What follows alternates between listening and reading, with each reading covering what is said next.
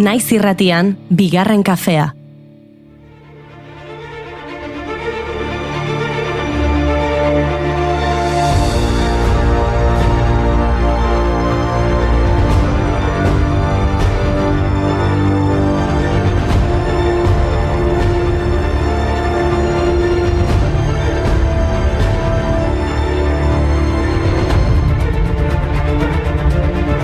Urte berrion entzuleok, guk pasaden astean eman genion hasiera urteari, baina badakit asko gaur itzuli zaretela lanera edo ikasgeletara, urteko astelenik asteleenena da. Etorri gure kafetegiaren goxotasunera.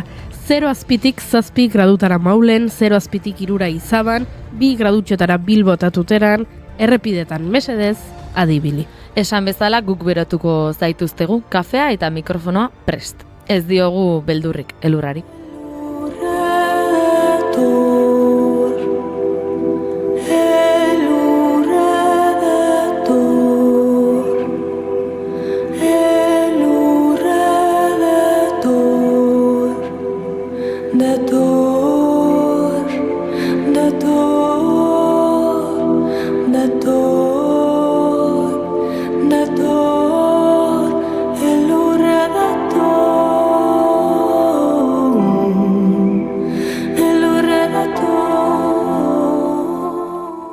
Eizu 2026ari eman diogo hasiera, gustatzen zaizu zenbakia? Niri bai, niri gustatzen zait. Bai. Gainera, ospakizunerako arrazoi asko emango dizkigu urte honek. Urte hurren asko topatu ditut nik hemerotekan. Egingo dugu erropasoa, ben gainigo, bota zuk lehenengoa. Begira, adibidez, urtarri honetan bertan 60 urte beteko dira frankismo betean Victoria Eugenian sekulako jaialdi euskaltzalea egin zutenetik. Kontua da, egun eta ordu berean La Voz de Españak Bellas Artesen konkurso de artistas noveles antolatua zuela, eta kontraprogramatuz jarraian zerkitaldeak jaialdia antolatu zuen. Aurkezpen lanak jarraian zerkitaldeko Ramon Saizar Vitoriak eta Trio Kemeneko Maria Arregik egin zituzten. Eta hauxe esan omen zuten, gazteok izan zaitezte jeie edo nahi dezutena, baina lehenen eta beti euskaldunak. Antxe aritu omen ziren Benito Lertxundi, Kemen Irukotea Filarmonikarekin, Mikel Laboa Lourdes Iriondo, Zuaz Navarranaiak Txalapartarekin, Arantxa Gurmendi Orkestinarekin, Julen Lekuona, Bikondo Auspojotzailea, denetarik. Diren bidetan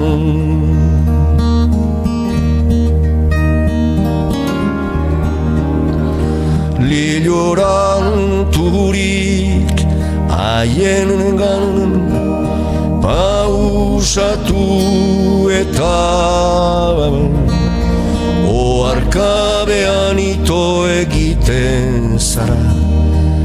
Ba, musikarekin jarraituko dugu orduan izan ere 2026ko otsailean 25 urte beteko dira Negu Gorriak taldeak azken kontzertu eman zuenetik. Donostiako Belodromoan izan zen. Kontatu dizuegu behin baino gehiagotan Galindo Intxaurrondoko kuarteleko komandanteak ustelkeria kantuagatik jarritako salaketaren ondorioz epaiketa izan zuela taldeak, eta esan ozenki zigilua desagertzear egontzela. Bada, epaiketa irabazi zutela ospatzeko kontzertu dotoreak egin zituzten Baiona eta Donostian. Sarrerak noski azkar agurtu ziren. Iker Bizkarguena naizeko kideak kontatzen du mundu osoko jendea bildu zela Belodromoan. Selekta kolektiboak eta banda basotik kontzertu gogoan garriak eman zituzten, eta gaueko 10 iritsi zirenean, Fermin, Inigo, Mikel, Kaki, Mikel eta Izaskun Forkada agertu ziren oholtzan eta festak eztanda egin zuen. Bestetan aldiz gorrotuarekin, eta batzuta amoiarekin. Bestetan aldiz gorrotuarekin, horrelakoa da, bizitza egintzazu behar duzuna. Horrelakoa da, bizitza egintzazu behar duzuna. Horrelakoa da, bizitza egintzazu behar duzuna. Horrelakoa da, bizitza egintzazu behar duzuna. Papi horixe da, gustatzen zaidan mugimendua. Raparekin dantza orduko, Dina Perezeko txaskero,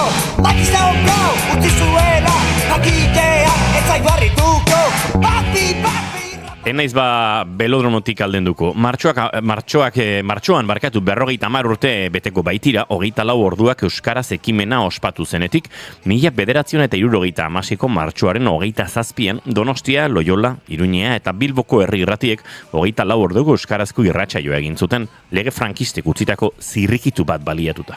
Egun berean, Donostiako belodromoan euskal kantari eta abeslarien ekitaldi erraldoi bat egin zuten eta 11.000 lagun bildu bertan eta garaiko kronikek diotenaren arabera, jendearen oihuek behin eta berriz eten zituzten Laboaren, Leteren edo Norren kantuak. Artista gehiago ere aritu ziren, Jan-Michel Bedaxagar, Benito Lertxundi, Lourdes Iriondo, Peio Hospital, Pantxoa Carrere, Ibai Rekondo, Gonzal Mendibil, Lupe Artzanaiak, Iturengo Junjunjorroak, Oskarbi Baztango Mutildantza, Laja Iturbide, Sakabi Egainazpi, hori bai izan zela mitoaroa.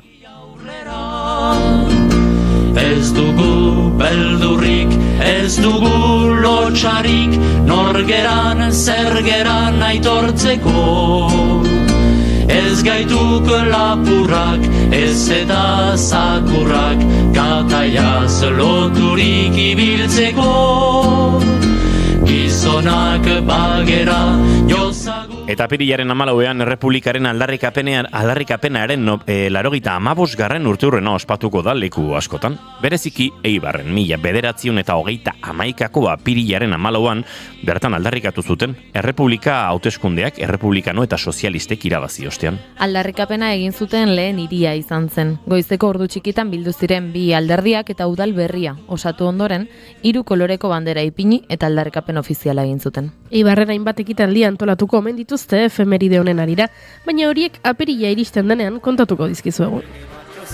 Leheko denboretan errege bat jozen, orain oro errege hori dukain zuzen. Dugun errepika, Viva Republika, dugun errepika, Viva Republika.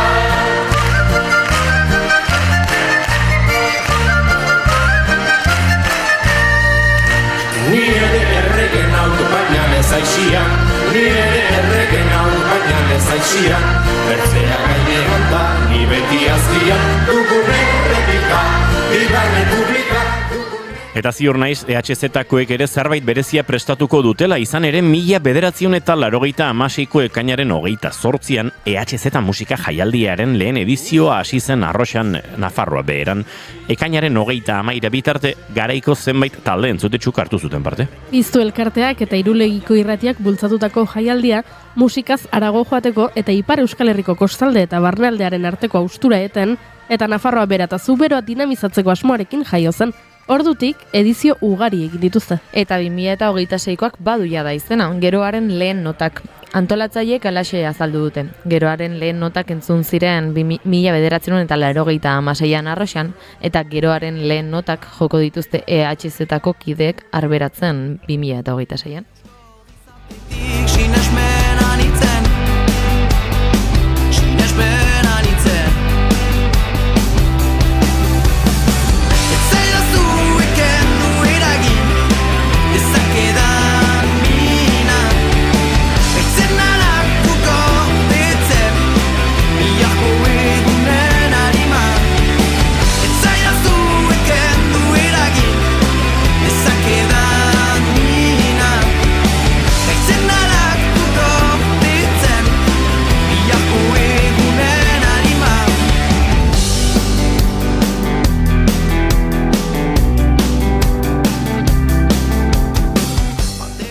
Eta izue iraian esaldi famatu batek 20 urte egingo ditu.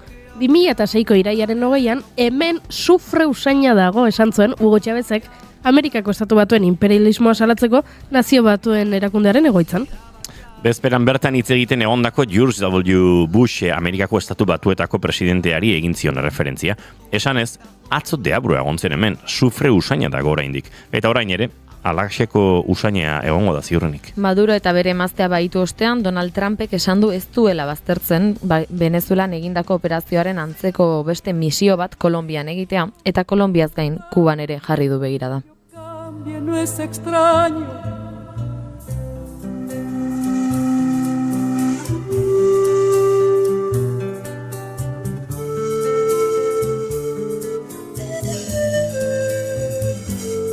Cambia el más fino brillar de mano en mano su brillo, cambia el nido el pajarillo, cambia el sentir un amante, cambia el rumbo el caminante, aunque esto le cause daño.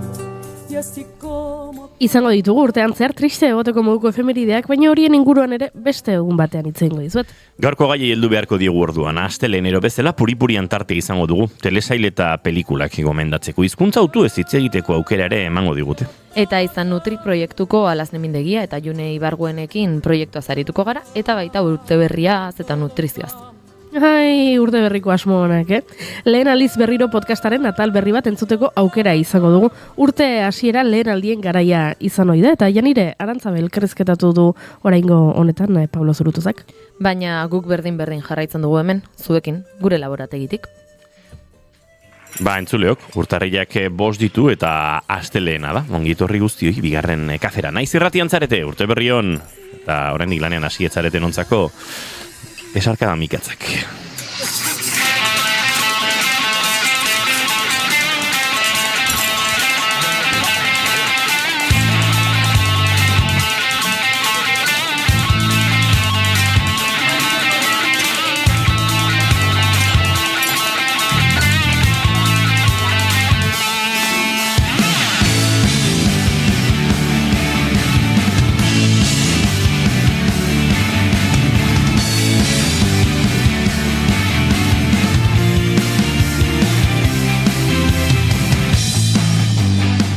Zuekin entzuleok June Romatet Ibarguren egunon. Egunon. Eta urte berrion. Urte berrion.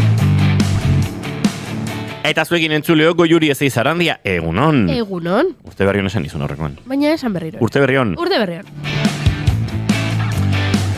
Izketan ari zaizuena Inigo Asensio Lurbide gaur bigarren kafeak 1100 garrena du, bai, 1100. Hau bai zanbaki borobila. Urtarrilak 5, goizak 10 eta 17 minutu gu 3 urrengo 2 orduetan, zuekin bat egiteko asmotan ongitorri guztioi, naiz irratian zarete bai, bigarren kafean.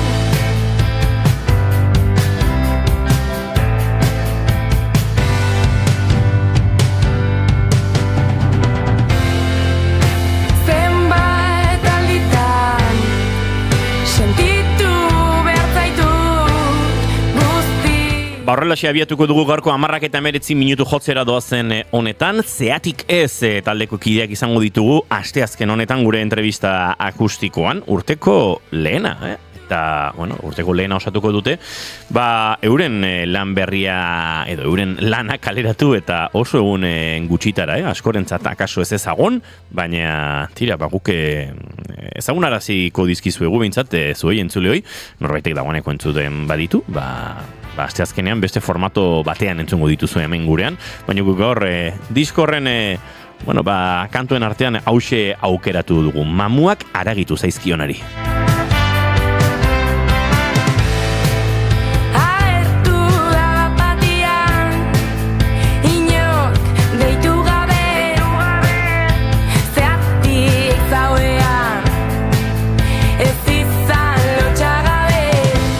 Eta maite duten tarteari egin behar diogu leku. Zer begiratzen didazu horrela, June? Ez, pentsatzen olako zabiltzala zerbaiten bila zure mapan. Manabil. Eta grazia indit pentsatzea. Banabil. Saioan zer ere oraindik bila zabiltzala. Banabil, June. Bai, oraindik ez dituzu topatu. Ez. Kontatu entzulei zer gertatu zaizu Inigo, hau kontatu. puri-purianen aipatuko ditugun telesailak, baino misteriotsuagoa izango da. Zer gertatu zaizu Inigo? Gertatu zait, bide batez egun hone, mentxe Alazne eta Juneari dira sartzen gure laborategira, itxiate azkar baiz, hemen freskura sartu ere egiten da. Nahi baduzue gurekin eseri dagoeneko, edo gauzak utzi handik eta gero eseri. Zer gertatzen zaidan? Ez dakidela ze momentutan, nire airpotak nire jabetzatik urrundu direla. Jabetzatik urrundu dira. Bai. Ondoko dendan urrundu den bezala kristala, ez? Hori gero kontatuko dizuegu, baina bai, nik onartzen dut aterkia badela elementu nolabait protokomunista, alegia, aterkiaren jabetza pribatua aspaldi gizarteak erautsi egin zuen, eraitsi egin zuen, eta aterkiak, pixkat denonak dira ez ubazoazen da batera, aterkia osten duzu, eta aterkia ez da hor. Igual beste atartu dezakezu, horrelako gauzak. Nik uste jendeak hori sinisten duela. Aterkia ez dela. Jende batek bai zuk. Nik ez ditut aterkiak hartzen, gutxi erabiltzen dut, baina nire aterkiak norbaitek hartzen ditu. Uste dut denoi desagartu zeigula inoiz aterkiak. Aterkiak denonak dira hor, adosago. Baina airpotak, ez dira hain denonak. Gainera izena edukitzen dute. Bai, izena eta lokalizazioa. Kontua da, lenguan, nire airpotak genituela topatzen, Iruñan izan nintzen, eta airpotak berreskuratu nahi nituen horretan, sartu nintzen aplikazioan, eta, airpotak, ze arraroa, airpotak daudela Tolosako zona honetan zen, ni horren naiz egon, eta ez da batera erresa, ez da gitu, bertara iristeanik ez baditut bertan galdu, eta bar, Zinintzen pentsatzen, eta egia esan, furgonetan batutan utzi izan ditut, baina, furgoneta ez diate iriki, beraz, hemen ere irratian batutan ahazten ditut, baina, ez zeuden. Momentu batean, Imanol entxetik gertu zeuden, Imanol etzen ditun bartuko konfundituta airpotak, eta ez da, hortik minutu batera beste non bai zeuden, eta. Eta orain ikusten duzu non dauden? Nik badakit, nire airpotaren jabe berriek, non lo egiten duen. Gauean begiraritu zara. Ez, damagit, bi egun terdi bere mugimenduak aztertzen. Eta Tolosan da. Tolosa ez Ibarra artean mugitzen da. Zerkausian denbora desente pasatzen du. Eta horrek pista bat ematen ditzen momentu ez oso jendetsu batean identifika ezaket behintzan norden. Ados? Eta gero... Pertsona horrek ez dakizuk jarraipena egiten diezula? Ez dut uste. Nik bazpade jarri dut, hor airpotak ematen dizu aukera esateko zinen zure telefona eta mezutxo bat usteko haren jabe berriari. Aizu galdu egin ditut, mesedez deitu telefono ontara. Kaskoetan entzuten du hori? Ez, usut konektatzerakoan edo agertzen zeizula. Beraz, aukera eman diot borondate honez aritzeko. Uste dut, geratzen zaigun bide bakarra dela borondate txarra. Bale, biali Manol. Gu ez dena jungo gara? Nien ez jungo, Bila? June. Ni kroketa jate ditugu. Orain geldik dago? Etxean dago, honek gaur lanik ez du. Etxean dago. Bai, zasira batean. Etxea gertu dago? Hemendik gertu dago? Bai. Manol. Nahiko gertu. Baina etxeak ez dira leku honak topatzeko, ez du izen zara eraikin batera, hemen nunbait biziko da norbait. Ez dakit zuze sola iruden. Behar duzu gehiago kaletik eta harrapatu. Hortarago behar duzu kalean geldik, leku zabal xamar batean, eta jende gutxi dago. Taberna batean. Tabernan ere ez da erresa, Taberna erresa, Bueno, taberna agertzen balin bada, ez dakitza tabernan dagoela, juguetezke taberna horretara, eta esan, aizue! Hemen dira inorrateko, Juri guztua egingo luke hori, Nik azkeneko orduetan sutxuki jarraitu dut Venezuelan estatu batuek egin duten operazioa, eta orain sentitzen naiz ni militar jankien pareko. Tejeroren ez dugu egingo, baina nik nire airpotak berreskuratu nahiko nituzke gainera duela 3 egun, galdu, baina ordu batzuk lehenago esan, nik banuen beldurra airpotak erres galtzen zirela, eta bian, erekin 5-6 urte dara matzate, eta pixkat desubikatu zaizkit tarteka, baina beti bultatzen dira nire gana, ez? Kasu honetan, uste dut, borrokatu egin barko dela. Ez dakit borrokatu barko den metaforikoki edo literalki. Ditut 2 minutu irrati novela eder bat kontatzeko airpoden harira. Ui. 2 minutu soiek. Daramago airpoden zitz egiten bost. Ni gaizki usteko izango da? Ez beste kasu beste bat da. kasu bat. Ados, entzuliok bauda nere kasua, jakinaren gainean mantenduko zaituztegu, azken ordukoa, datorren asteazkenean goizeko 10:00 emango dizuegu, bien bitartean, norbaitek informaziorik balu deitu mesedez, 688 722 bigarren kafearen telefonora, Bai, esango Juri. Bueno, kontua da, nire ezagun batek esango dut, ez kontatzearen, nire ezagun batek AirPodak galdu zituela, Inigok galdu dituen bezalaxe. Baina ez zituela galdu bere herrian. Izan zen, ez dakit, Gabonetako bidai batean, aste santuan, ez dakit noiz izan zen, baina, galdu egin zituen, eta kontua da, berak ere jarraipena egiten ziela. Eta han non ikusi zuen, Errioxako, herri oso txiki batean daudela, han jarraitzen dute, gaur egun ere, AirPodek. Eta orduan, berak egiten zuen jarraipen bat, eta ikusten zuen, AirPodoiek batzuetan zeudela, Errioxako txalet batean, eta besteetan, bazeudela, Errioxako beste txalet batean. Eta orduan, berak etzekien oso ondo jabea bi etxetako nungoa zen, ez? Txalet A edo txalet B. Eta kontua da, AirPodekin jarraipena egiten mugikorraren bitartez, ikustezakeela elbidea, eta esan bezala txaletak ziren, ez da lehen aipatu dugun bezala, agian solairu batean daude inogorenak hauek, txaletean zaten hau da. Etxe hau da, etxe honetako norbaitek lapurtu izkit, edo beste etxe honetako norbaitek lapurtu izkit. Eta orduan pertsona honek erabaki zuen gutun bana bidaltzea. Baina gainera gutun nola ditzen zaie sinatu egin behar duzula. Zertifikatuak. Gutun zertifikatuak. Gutun zertifikatuak bidali zituen bi etxe horietara esanez AirPoda bere AirPodak hor zeudela eta berreskuratu nahi zituela eta ikusten zuela etxe horretan zeudela edo beste etxe honetan zeudela. Eta bere telefono zenbaki utzi zuen.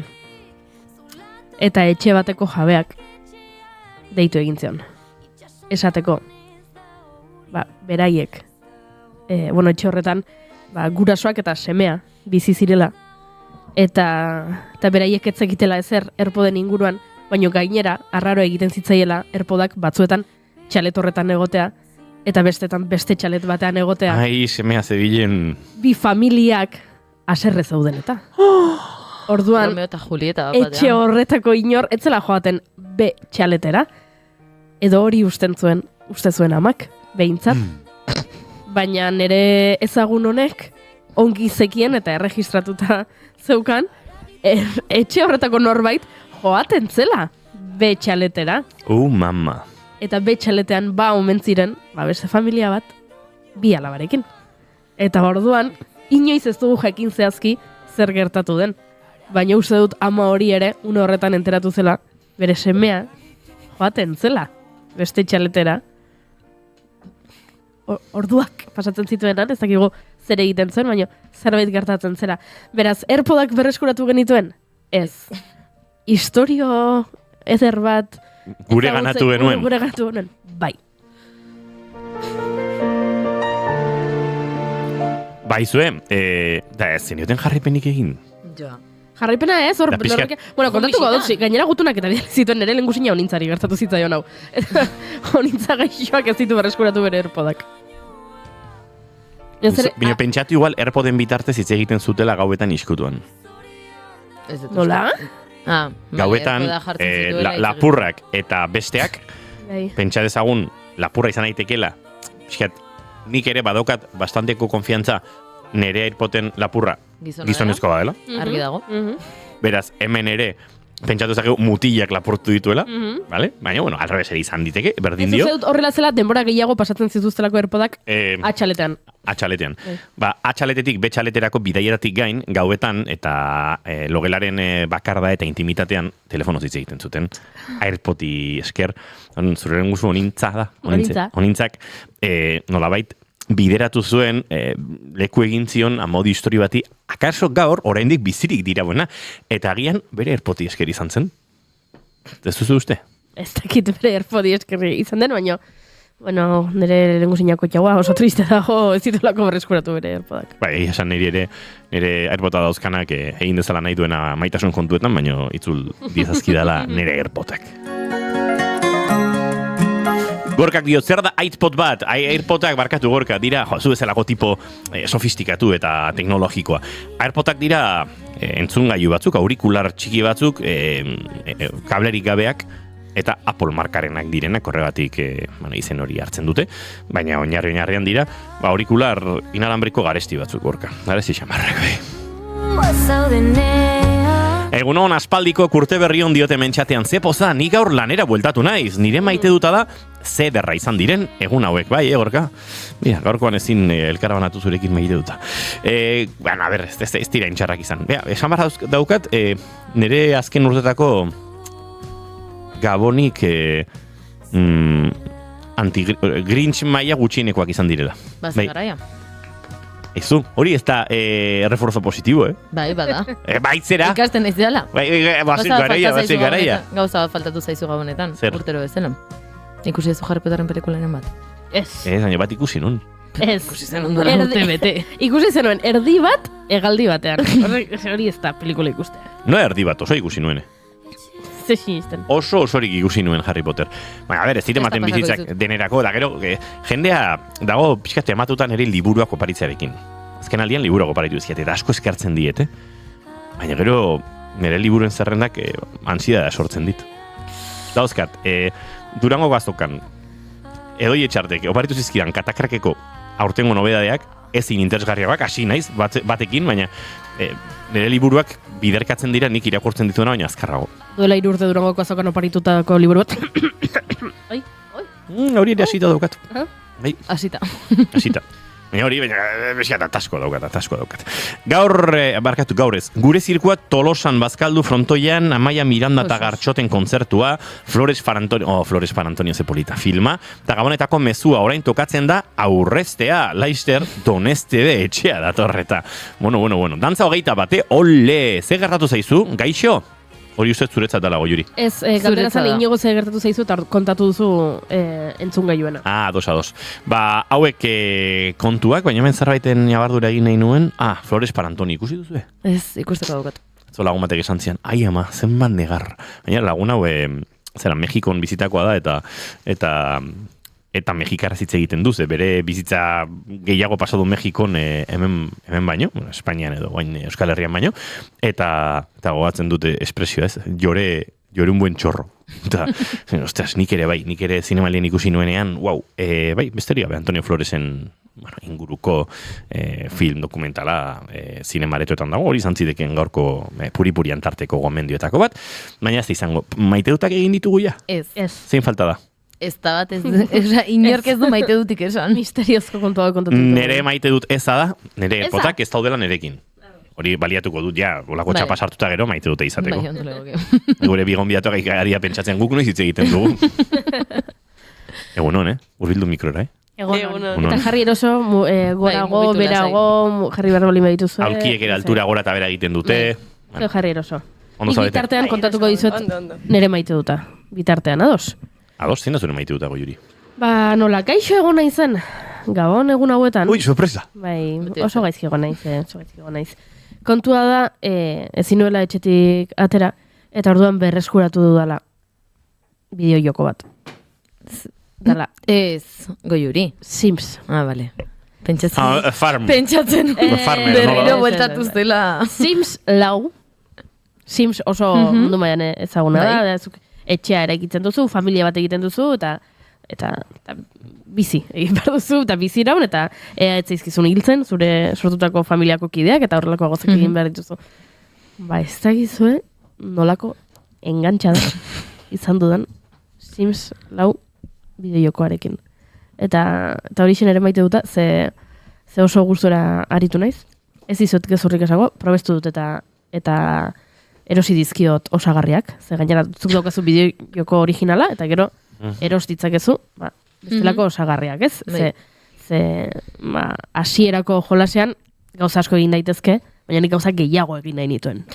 Eta orduan, erosi nuen osagarri bat, zaldien osagarria, zaldiak edukitzeko, zertzarako, ez dakit. Aberats frustrazioa da? Ez, kontua da, bigarren kafean urteko azkeneko gonbidatua, izan zela hemen. zalditegi bateko arduraduna. Edurne Barriola, eta orduan zaldien inguruan aritu ginen, eta orduan zaldiak nituen buruan, bigarren kafeari esker. June, gauza esango izut, Harry Potter enuen inoiz ikusi, zuk presionatuta, lehenengo ikusi nuen arte. Eneiz inoiz Simpson aritu. Ni ez daren. Bueno, erakutsiko dizut lase. Egingo ditut, gu. Bai, bai. Beldura pertsonaiak, bai, ala, gero gauen egingo dut. Ala, agur. Nik ere beldura sentitzen dut. June, Romatiti barguren zina zure maite dut. Bale, nire maite dut da pixkat jokutatik ere, nire kuadrilan azkeneko aldian minimo bat hotza egiten duena, edo guraldi txarra egiten duena, ohitura bihurtu da elkartean elkartzeko bide mai jokutara jolastera, eta azkeneko aste honetan elkartu gara behin, eta lagun batek ekarri zuen kaxa oso txiki bat The Mind jokuarekin, eta jokua da oso sinplea. Lehenengo mailan dauka bakoitzak karta bat, bigarrenan 2, 3, 4, eta mailaz pasatzeko egin behar dena da hitzik eta keinurik esan gabe zenbakiak txikienetik handienera ordenatu kartak. Eta horregon ginen 3 ordu isilik eta bata besteai saiatzen keinurik ez egiten, baino keinuak egiten, ordenatzen eta saiatzen dena ondo ateratzen, talde joku bat da, eta bukatu genuen 8-9 pertsonak elkartean, iritsi zen arte tipo bat, eta ja lotxaman zigun ikustea tipoak hola demo guztian, eta ja bukatu genuen, baino bai, 3 orduz egon ginen joku horrekin, beraz, erabat gomendagarria.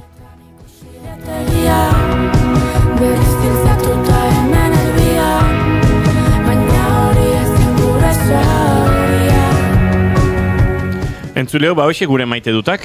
Bai, batez ere gomendioa zen, matematek oraindik erregelanak egin ez baditu horratzean ikusten den bezala, kriston hilara dago eta... Bai, jostaiuen da badaukagu hemen gure parean eta prokastinatzaile zikin horiek. Arrakitzen du, baina bueno. Nik opari gutxi ditut egiteko. Nik ez da bat. Baina egin gabe ditut bai. Enuen pentsatzen egin beharko nituenik. Adostu genuen etxean aurten etzegoela paririk eta nire gurasoek ez dute bete. Eta orduan, ez dakit, ze gertatzen den. Eskatu diete erregei guretzat zerbait. Orain ni nabil erregei eskatu nahian azken orduan gauzak. Ze gustu duzu erantzungo diatela? Magoak dira, ez? Kabalgatarik ez duzu egiten, kartagian eman dizu. Kabalgata dago gaur? Gaur arratsaldeko 6etan. Bera, listo. Horren mago dietu. Esan ezin eta Sara Zozaia gure zauria urrengo 2 minutuetan eta segituan gure urrengo 2 gonbidatuak ere aurkeztuko dizkizu eguen zuleok.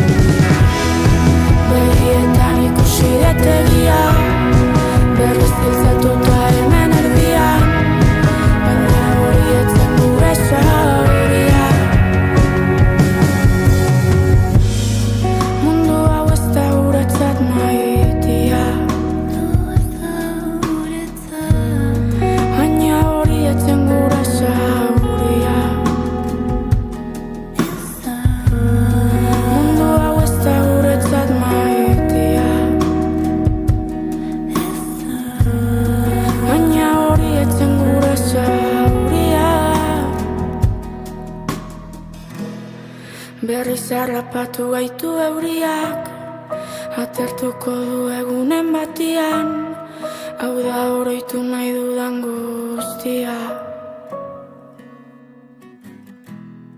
Berriz harrapatu gaitu euriak, atertuko du egunen batian, hau da oroitu nahi dudan guztia.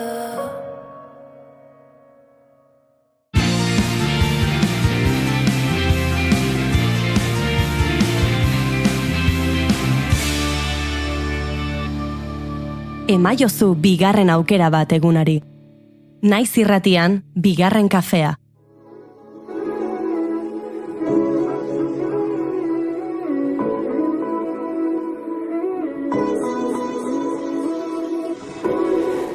Lorategi bat, ezin da landatu oroitzapenean. Urtea hastearekin batera gure buruari asmo edo helburu ezberdinak jartzen dizkiogu. Askotan betetzera iritsiko ez garen nahiak izaten dira gainera. Batzuek zine egiten dute hilabetean liburu bat edo gehiago irakurriko dutela. Beste batzuek tokietara garaiz iristen ikasiko dutela. Eta beste askok kirola egiten hasiko direla eta hobeto jango dutela.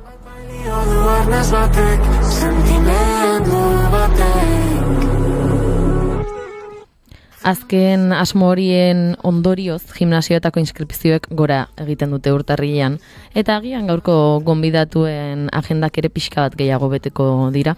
Izan Nutri Alazne Mindegia eta June Ibargoenek sortutako proiektuak helburu du nutrizioa eta dietetika lantzea era pertsonal eta kontzientean. Babeslekua 2023ko irailean bidea hasi zuten eta hilabete batzuk beranduago haien zentroko ateak ireki zituzten. Proiektua hobeto ezagutzeko eta urtearen hasieraren inguruan ere ondo hitz egiteko gaur gurekin ditugu Alazne Mindegia eta June Ibarguen. Egunon eta ongi etorri bigarren kafera. Egunon. Bueno, hemen elkarrezketak hasi baino lehen bi galdera egiten ditu eta horiek goiurik egiten ditu eta ondoren jarraituko dugu elkarrizketarekin. Eta nola, bi etorri zareten, zuek erabaki beharko duze nork erantzuten duen zein galdera. Vale. Galderak dira. Imaginatu orain etortzen dena zinema zuzendari bat etortzen da zuen gana eta esaten dizue. Zure bizitzari buruzko pelikula bat egin nahi dut, baina pelikulan ezin dut kontatu jaio zinenetik orain artekoa. Pelikula kontatu dezake soilik zure bizitzako etapa zehatz bat. Galdera da, ea ze etapa aukeratuko zenuken, horrela pelikula batean islatuta ikusteko. Hori da, zuetako norbaitek erantzun beharko duen galdera. Eta beste galdera da, ea nola irudikatzen duzuen, edo nola gustatuko litzaizuken izatea zuen funerala, zuen hileta. Beraz, orain? Bai. Hau abixatu inbertzen, Ez. Gustatzen zaigu horrela bapatean jartzen duzuen aurpegia eta bapatean sortzen diren erantzunak gustatzen zaizkigu. Nahi berdin zait. Edo zein ondo. Zuk? Pelikula aprobetxatzen biek elkarrekin gaudela aukeratuko nuke, Junek esan duen bezala, iraia hortatik hone arte eta espero dut urte batzutan aurreagoko etapa hoiz egia da dela zerbait oso aldakorra eta zaila eta polita orduan bai aukeratuko nuke. Bai, pixkat igual gure proiektu honen hasierak eta zegia da gauza asko ikusten diera Instagramen eta guztioi, minio gauza asko daude horren atzetik ez dienak ikusten eta posola pixkat ikustarazteko bai. Oso ondo? Vale, hiletarena orduan. Ez dakit, egia esan beti imaginatu dut ez zerbait ez dara zerbait poziko ospatu berdena bino, bai igual nire inguruko jende guztian elkartu, ez hileta bat horrela izan pixka triste hoi, bino bai igual momentu bat denak elkartu eta nerekin dituzten gauz onoi eta ze hitz egin komentatu, ez dara zerbait tristea, ez?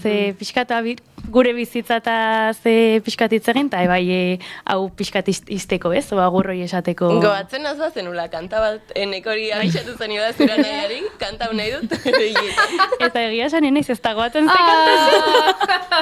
Urte batzuk pasadia hortik. Ze pena. Igual bai, pero ezakit nola ditzen den, Rivers no seke, Rivers Flowsin. Pero uste taldatu ingo nukela bai. Ze terristea den. Bueno, baina River Flows in you, ez? Oi. Autobusean jarri eta negarriteko abestia. Oixe. Eskerrak izena esan duzuen, ze noten melodia kantaturrekin kostatzen ari zen, Aizu, etzen ari zaila. Ikarrapatu dut. Bai, ulertu dugu besteok. Horrela? Bai, horrela ere goxo egin dezakegu aurrera, elkarrizketarekin hasiko gara orain bai. Piskat, lehenik eta behin galdetu nahi nizuen hori, nola hasi duzuen urtea, ea agenda beteta dagoen, betetzen hasiko den agian orain, nola ikusten duzuen? Urtea bukatu aurretik ja jendeak hartu du txanda hasteko. Pero bueno, haindik ez gea, aste azkenean hasiko gea berriz lanean, bueltatuko gehala, eta horre bai de gehiago jasotzen ditugun, ez? Lehenengo kontsulta hoi hartzeko intentzioakin. Pero bai, ja agenda beteakin hasiko dugu urtea bai. Pixka bat bai lehenik eta behin hasierara jo nahiko nukela, pixka bat nola sortzen den proiektua eta hori galdetu nahi nizuen, nola hasten da zu bien artean proiektu hau sortzen eta gero jarraituko dugu aurrerago nola joan zen, baina... Guia unibertsitatean ginenean, izan zen epoka bat, batea bizi ginen, logela partekatzen genuen, unibertsitatean batea, egun osoa batea pasatzen genuen. Eta beti esaten genuen, bukatzen dugunean, bien artean zerbait sortu behar dugu, egia karrera bukatu genula eta hor gelditu zela ideia, ez genekin oso ondo zein, eta bakoitzak aukeratu genuen gehien gustatzen zitzaigun nutrizioa darra, eta master batin genuen, eta hoi bukatu genunean, seginen pixkat ikusten bideragarria izango zen, etzen izango, eta bideragarritasun plan hori aurra eramateko, pixkate bai behiratu behar genitun lokalak, pixkat prezio aldetik orientatzeko, eta lokalak behiratzen hasi ginela esan genuen. Lehenengo egunean izan zen gaina, ez? Lokalak ikustea junta, puf, hau, eta aurrea. Kendu zenuten buruko min bat, izaten da, nahiko buruko min handia erabakitze hutsa ere, baina. Eske pentsatu genuen, hobeto, buelta gehiagi ez eman, hau da momentua ez dakagu ezer galtzeko, ez dakagu ezer ordaindu beharrik. Ez etxe bat, ez hipoteka bat, ez xemela bak, oain, oia luzatengo da, así que... Eta hoxen genuen. Eta hori, hasi zen 2023ko, iraian hasi zineten sareetan oi hartzuna ematen pixkanaka proiektuari, eta gerora ikusi genuen 24ko martxoan edo irekitzen dituztela ateak lehenengo aldiz. Nola jaso zuten zuen ingurukoek pixkanaka proiektu hau hastea eta... Ondo, ez? Ne ustez, babes asko uki genune bai ingurukoen aldetik, eta horreke bai laguntzen du asko. Bai. Egia da erabaki genunean gurasoan partetik hasieratik izan zela baiezko bat, animatu eta ikusiko da, eta horrek asko egiten duzte, bai da erabaki bat ez dena erreixa, eta laguntzai gabe igual etzan nausartzen aurrera. Diru inbertsio handi badagola bai hor, eta ikusten badituzu zure gurasoak dien pertsona batzuk erdi dudatzen, igual pixkatatzea botatzen zea bino esan zeguten menga aurrea, eta horreke bai asko lagunduzun. Eta bai badakazu hor, babes batakazula hor beti apoiatzeko edo, eta horreke bai lagunduzegun aurrea eramatea guzti hau. Sorrera hori hasi zenuten, baina bazegoen zergati bat esaten zenuten, bagian hau lantzeko beharra dago gaur egun, edo zein izan zen batez ere zergati hori bultzatu zintuzena? Bai, guk ikusten genuen, egia da, bai daudela nutrizio zentroak asko gustatzen zitzaizkigunak, gure inguruan ez genuen ikusten asko zehonik nutrizio aldetik, orduan pentsatu genuen, aukera ona izan daiteke guk irekitzeko, eta pixkat horrek bultzatu zigun, eta gero bai lan aldetik ez genula ez zerra aurkitzen gustatzen zitzaiguna, eta esan genuen edo guk guria sortzen dugu, edo... Guk nahi dugun bezala. Edo sartu behar dugu zerbaitetan ez dena egitan gustatzen zaiguna, eta nola hortarako bizitza guztia dakagun, esan genuen benga baurrea.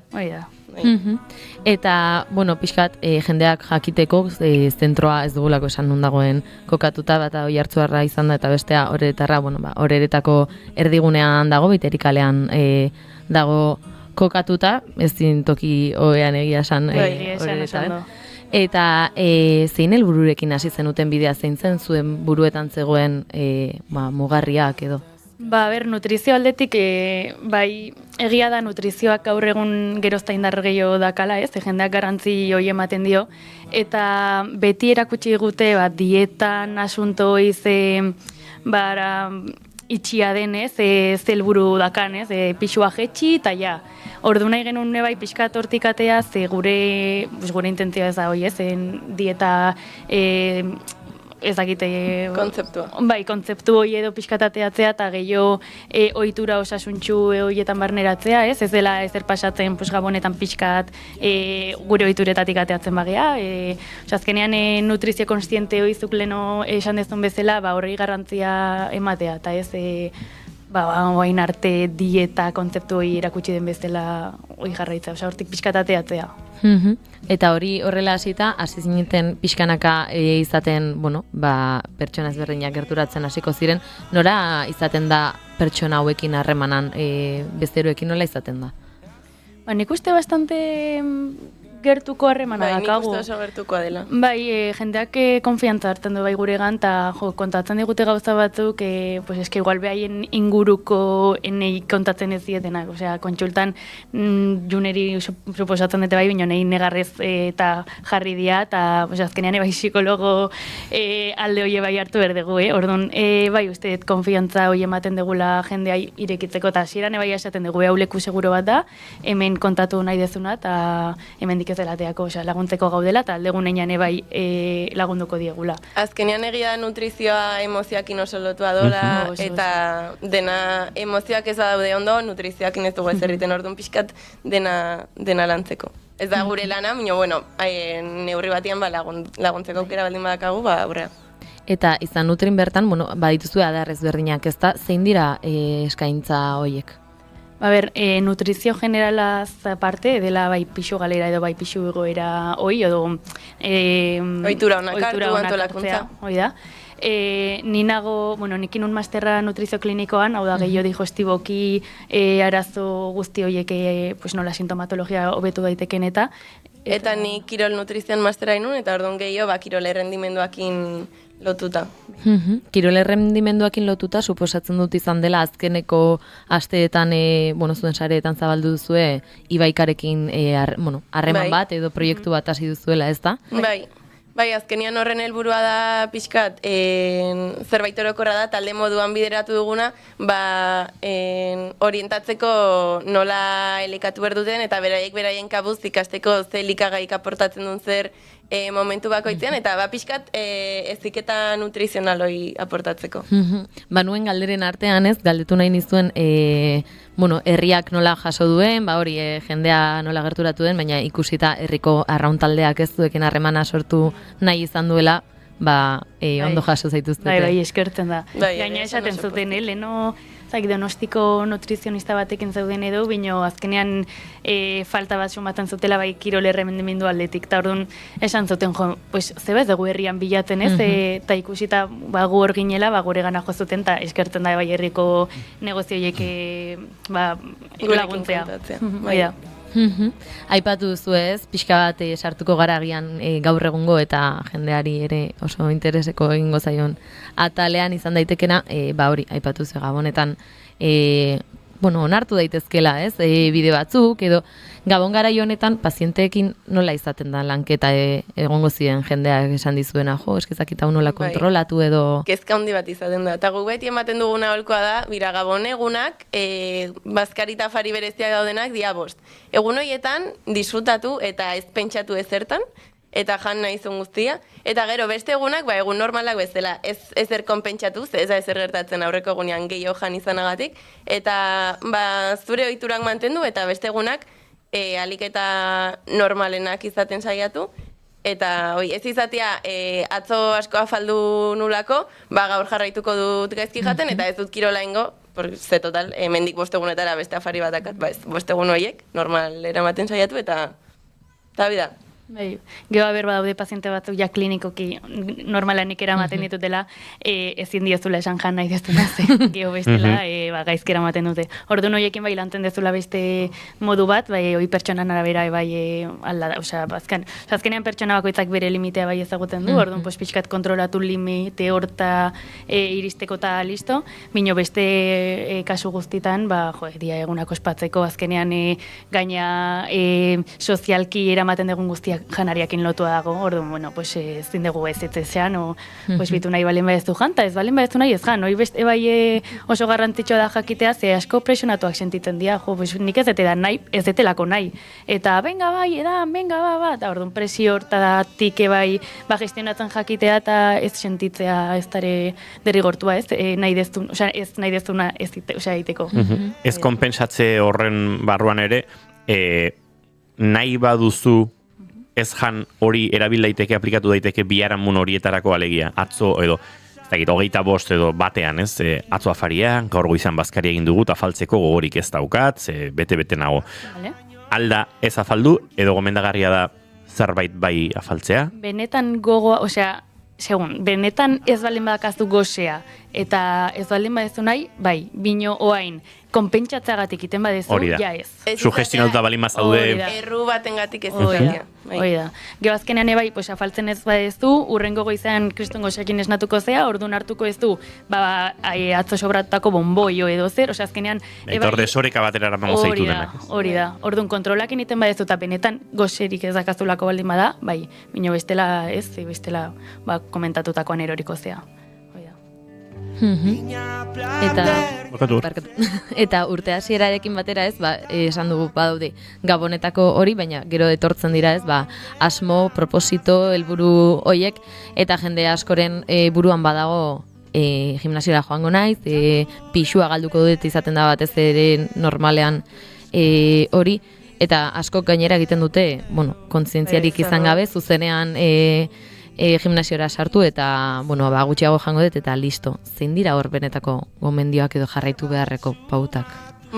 Lehenengo eta behin gutxigo jateagatik ez dela, gutxigo jatea ez dela argaltzeko bidea, eta hor beti gomendatzen duguna da, propositoak eukitzea oso ondo do, minon proposito hoi, adibidez ez genuke enfokatuko argaltzea, bale.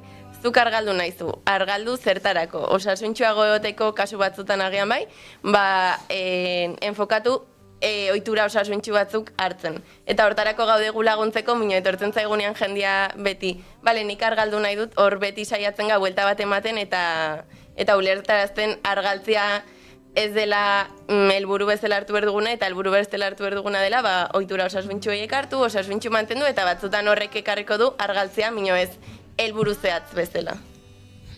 Eta zein dira, agian izan daitezken ohitura osasuntxu hauek ez, aipatu duzu, kulpa horretatik ez, zure otorduak agintzea, edo badaude agian pauta batzuk? Generalean, pertsonan arabera, ez?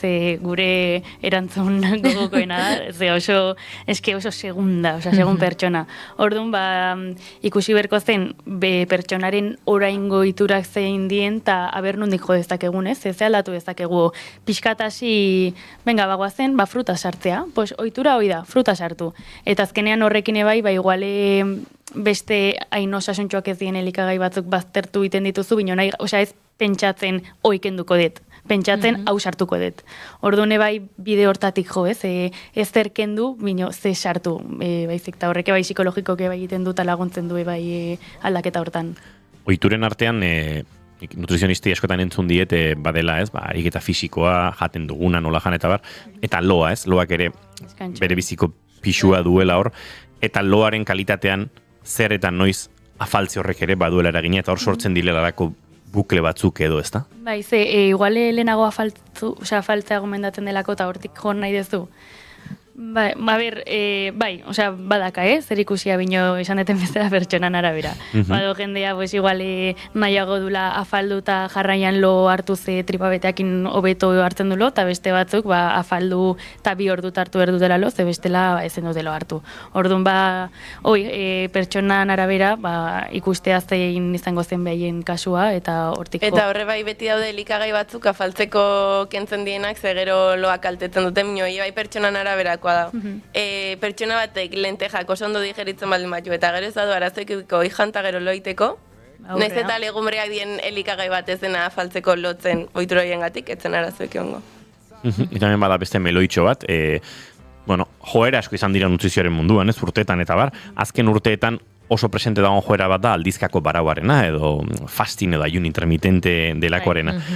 Niri gai asko interesatzen zaiz, inguruan gainera jende asko daukat horre erabilena, eta saiatu nahi zonen inguruan literatura zientifiko pixka topatzen, ikerketak eta bar, eta beti topatzen dut oso epe motzeko ikerketak egin direla, eta hor onartzen direla, zea batzuk, hobekuntza batzuk sorditzakela fazeta batzutan, falta dela epe luzeko ikerketa bat zentzu horretan, eta, galdera lehenengo zuen iritzia zine, eta bestalde, epe luzeko ikerketa horiek martxan ote diren badagoen intentziorik nutrizioaren esparrutik hori ikertzeko edo ze puntutan dagoen hau? Bai, badago, gerozta ikerketa gehiago diateatzen barau aldian inguruan.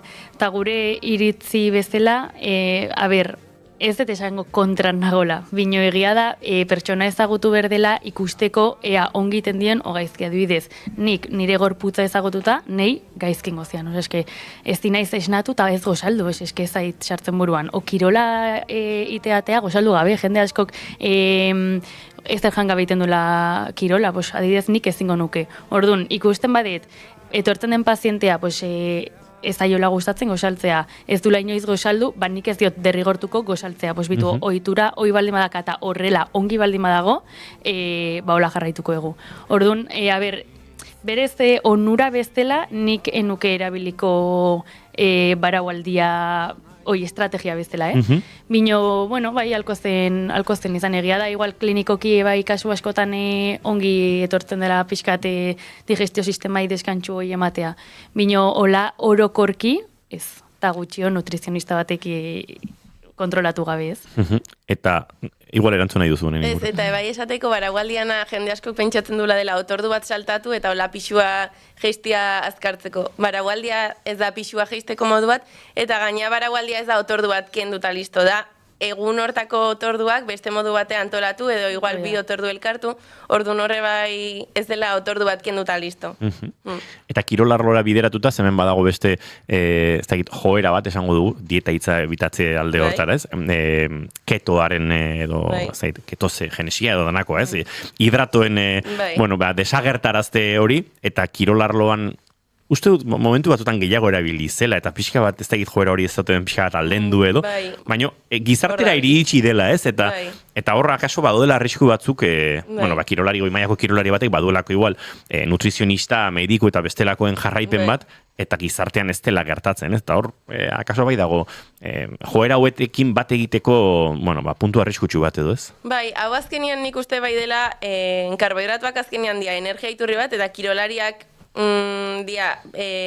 talde bat energia hau asko berdutena. Ordu noikentzia bai uste dut nik dela zerbait arrazoik gabe egiten dena. Moda kontu bat dela edo oinarritzen dela ikertan azkenean bideratu diela ekes gauza ikusteko hori interesatzen dela. Nik arrazoi logiko bat karbohidratuak entzeko ez dut ikusten. Eta gehiago emakumezkoetan, ez? Garrantzi gehiago dakala. Emakumezkoetan asko ikusten da, karbohidrato falta horrengatik gero azkenian etortzen diela. Emakumezkoetan ikusten da, ze azkenian amenorrea edo regla falta hau da ikusten den sintoma bat. Ze azkenian, zuk hilabetero dakazun gauza bat, ez dakazu. Horren aurretik gauza asko aldatzen dira, ez dienak ikusten. Orduan, bai, adibidez leno barauakin lotuta emakumetan ez genuke inoiz gomendatuko kirolaitia barauik.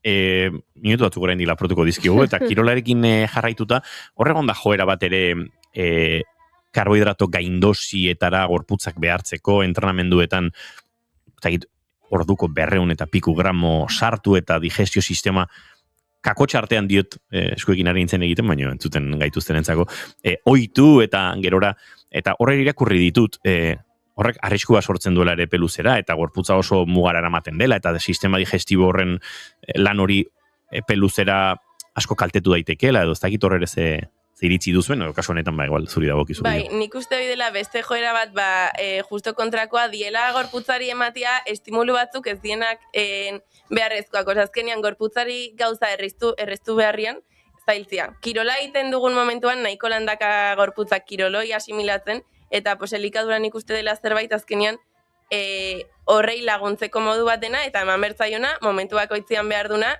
eta ikasi ze berdun, eta ez behar duen energia oikendu, energia gabe nola dijoan ikusteko, edo behar duna minio energia gehioman, horrekin nola jokatuko duen ikusteko. Orduan ikuste azkenean dela, gorputzari erresa jartzea, eta modu hauek diela kontrako aiteko. Azkeneko bat ustia zuiune. Bai. Venga, azkeneko bat, hau biontzako. Eta hidratuekin lotuta ere, baina pixket gizarte orokorrera itzulita.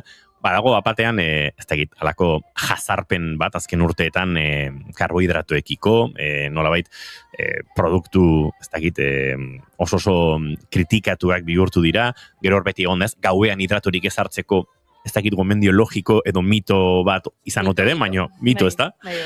Hori, eta Bueno, galdera, hain txarrak aldira, karbohidratuak edo zer gertatzen da karbohidratuekin? Ez dia txarrak. Oso onak dira, beharrezkoak, erabat beharrezkoak. Egia da, igual gauean mundu guztiak ez ditula hartzen hidratoak, eta nik eba igual gutxio hartzen ditut, ez? Bazkal orduan gehiago hartzen ditut, bino ez jateagatik hainbeste, ez? Ez aitelako gustatzen igual lotara hain betea jutea, bino norbaitek hartu nahi baldin baditu, sarazorik ez.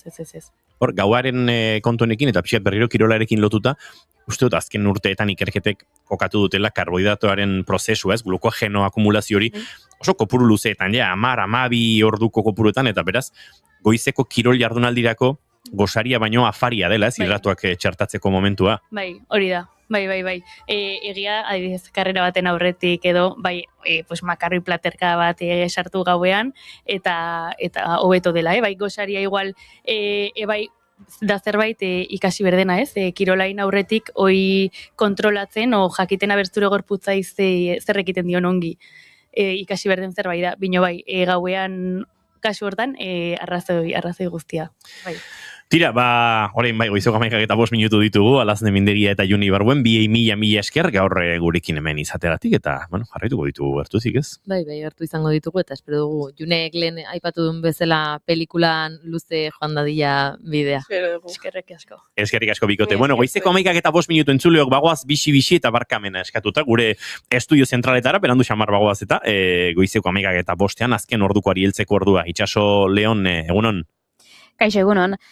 Kontatuko dugu, garaia honetan ohikoa izaten dugunez, langabezia datuak jaso ditugula astelen honetan, eta abenduak langabeziaren hazkunde garrantzitsua ekarri du Hego Euskal Herrian 1129 langabe gehiagorekin. Halere, bilakaera orokorra positiboa da. 2025ean duela urtebete baino 818 langabe gutxiago egon dira Nafarroako datuari esker. Hala, abendua hilabete txarra izan da oro har Hego Euskal Herriko enpleguarentzat, baina urtearen amaieran 2025eko balantzea positiboa izan dela esan daiteke kuantitatiboki.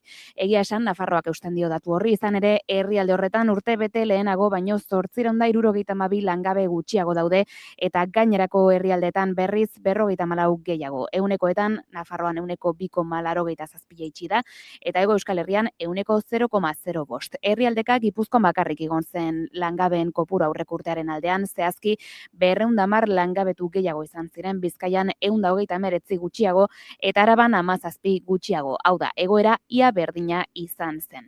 Eta nazioartean ere ekarriko dugu albiste bat, Suitzako Crans Montana herrian urtezar gauean taberna batean izandako sutean hildako 40 pertsonak formalki identifikatu dituzte bale konfinamenduko poliziak igande honetan iragarri duenez. Identifikatu gabe zeuden azken 16 biktimak arratsaldean identifikatu zituzten, gazteena 15 urteko mutil bat nazionalitate hirukoitzarekin, frantsesa, israeldarra eta britainiarra, eta zaharrena 33 urteko frantziar bat. 40 hildakoetatik 22 suitzarrak dira, 7 frantziarrak eta 6 italiarrak. Gainera, 2 errumaniar, portugaldar bat, belgikar bat eta turkiar bat ere badaude hildakoen artean.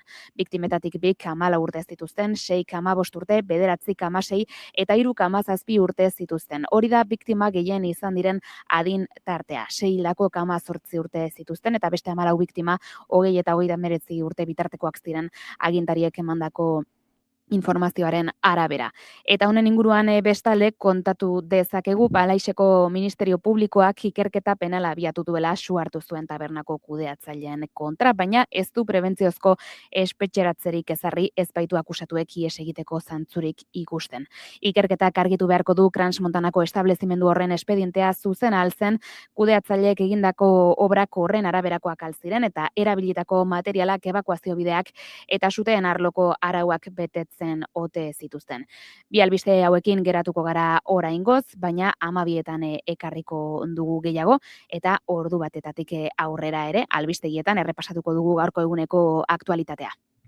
Eskerrik asko Itxaso Leon, guk aurrera egingo dugu, esan da bezala, erdiko 12etan, ordu batetan, informazioarentzat. Txanda hementxe naiz irratian, esan da bezala, aurrera guaz. Naiz irratia entzuten ari zara. Bilbo aldea, 92.2. Gasteiz eta Arabako lautada, 91.5. Donostia aldea, 93.8. Gernika, 96.7. Leitza, 95.1. Bortziriak 103.1, Urola 91.8, Goierri 102.2, Legazpi 94.6. Naiz irratia. Entzuleo goizeko 11:09 eta gu bagoaz aurrera, eta orain bai, gaurkoan bai, azken egunetan behin eta berriz esan dizuegu, lehen aldiz berriro podcastaren atal berri bat entzun bar genuela, eta gero gu nahastu gara, gauza bat eta bestea kontatzen, eta denborarik izanez, baina Pablo Zurutuzak ondo du laugarren atalau, Janire Arantzabe esanezin taldeko abeslariarekin, eta zuekin elkarbanatuko dugu urrengo minutuetan ondoren puri-purian tarteare osatuko dugu, Imanol González Gurrutxagare gurekin izango da, eta hortz izango dira gure proposamen zinematografiko eta bestelakoak.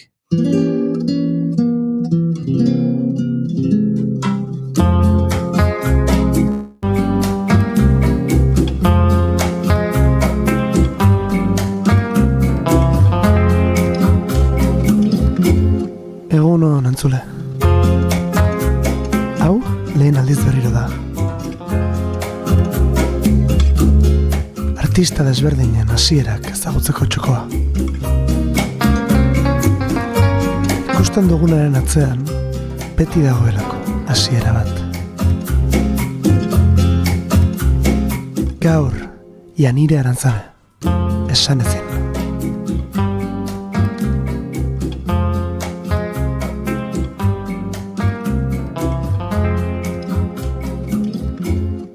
Musikakin harremana betidanik, ez bain dauketen modu berdinen, baina entzule gisa oso umetatik musika asko entzundon pertsona izan naiz. Uste dut, musikarekin eduki ezakezun lehenengo harremana beti hori dela, ez? Entzule izatea.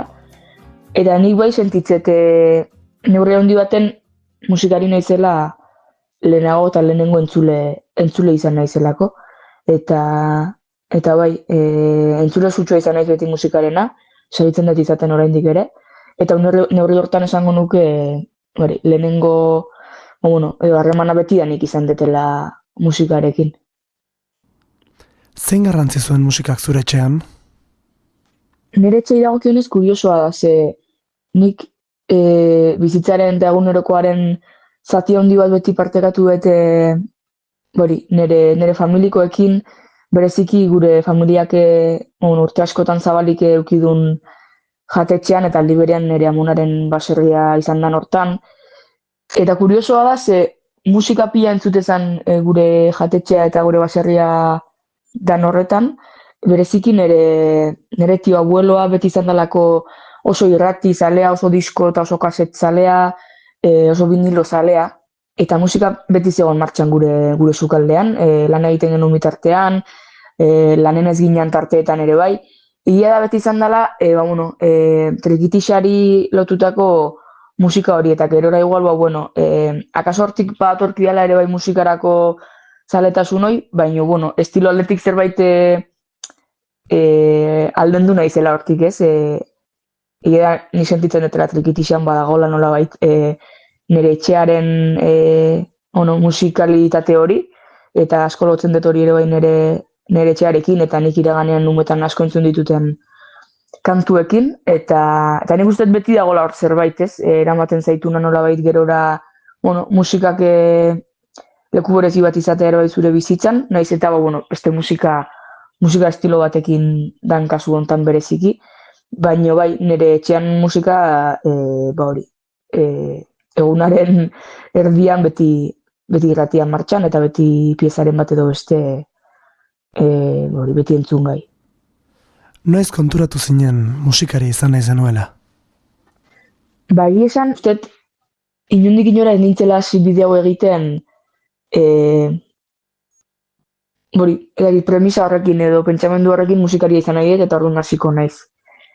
Izan zen askoz gauza naturalago bat, 2020 pixka lentxeago uste eta zinintzela egoela saltzeatzen hemen, baino beste gabe musikak okupatzen zon leku oso berezi bat nire bizitzan, eta momentu hartan tokatu zitzaizkiten gauzengatik eta bizitzen nahi nintzen denak eraman nindun nola bait hartzera bide hori sentitzen dulako, bazala nolabait niretzako hori kudeatzeko modu naturalena, askatzaileena, eta niri pake handia emate zidan modu bat, eta oso eroso sentitzen nintzen modu bat, ez? Eta hortan hasi nintzen, eta nik uste beste guztia pixkat jundala etortzen.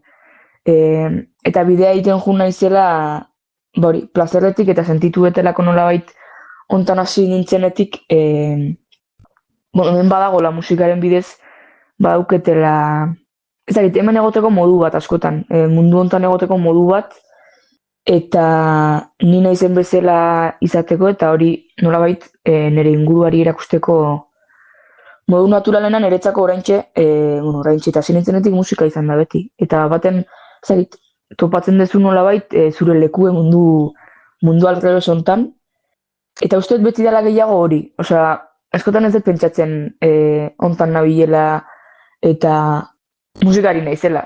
Ez eta inbeste pentsatzen hortan, musikari naiz hontan hasi nintzelako eta hirugarren disko bat egiten dezunean jasatezu, igual musikari zea ez, eta ez diotola beldurrek hori horrela dela aitortzeari, musikari naiz, eta super ondo, baina ez diot inoiz hartu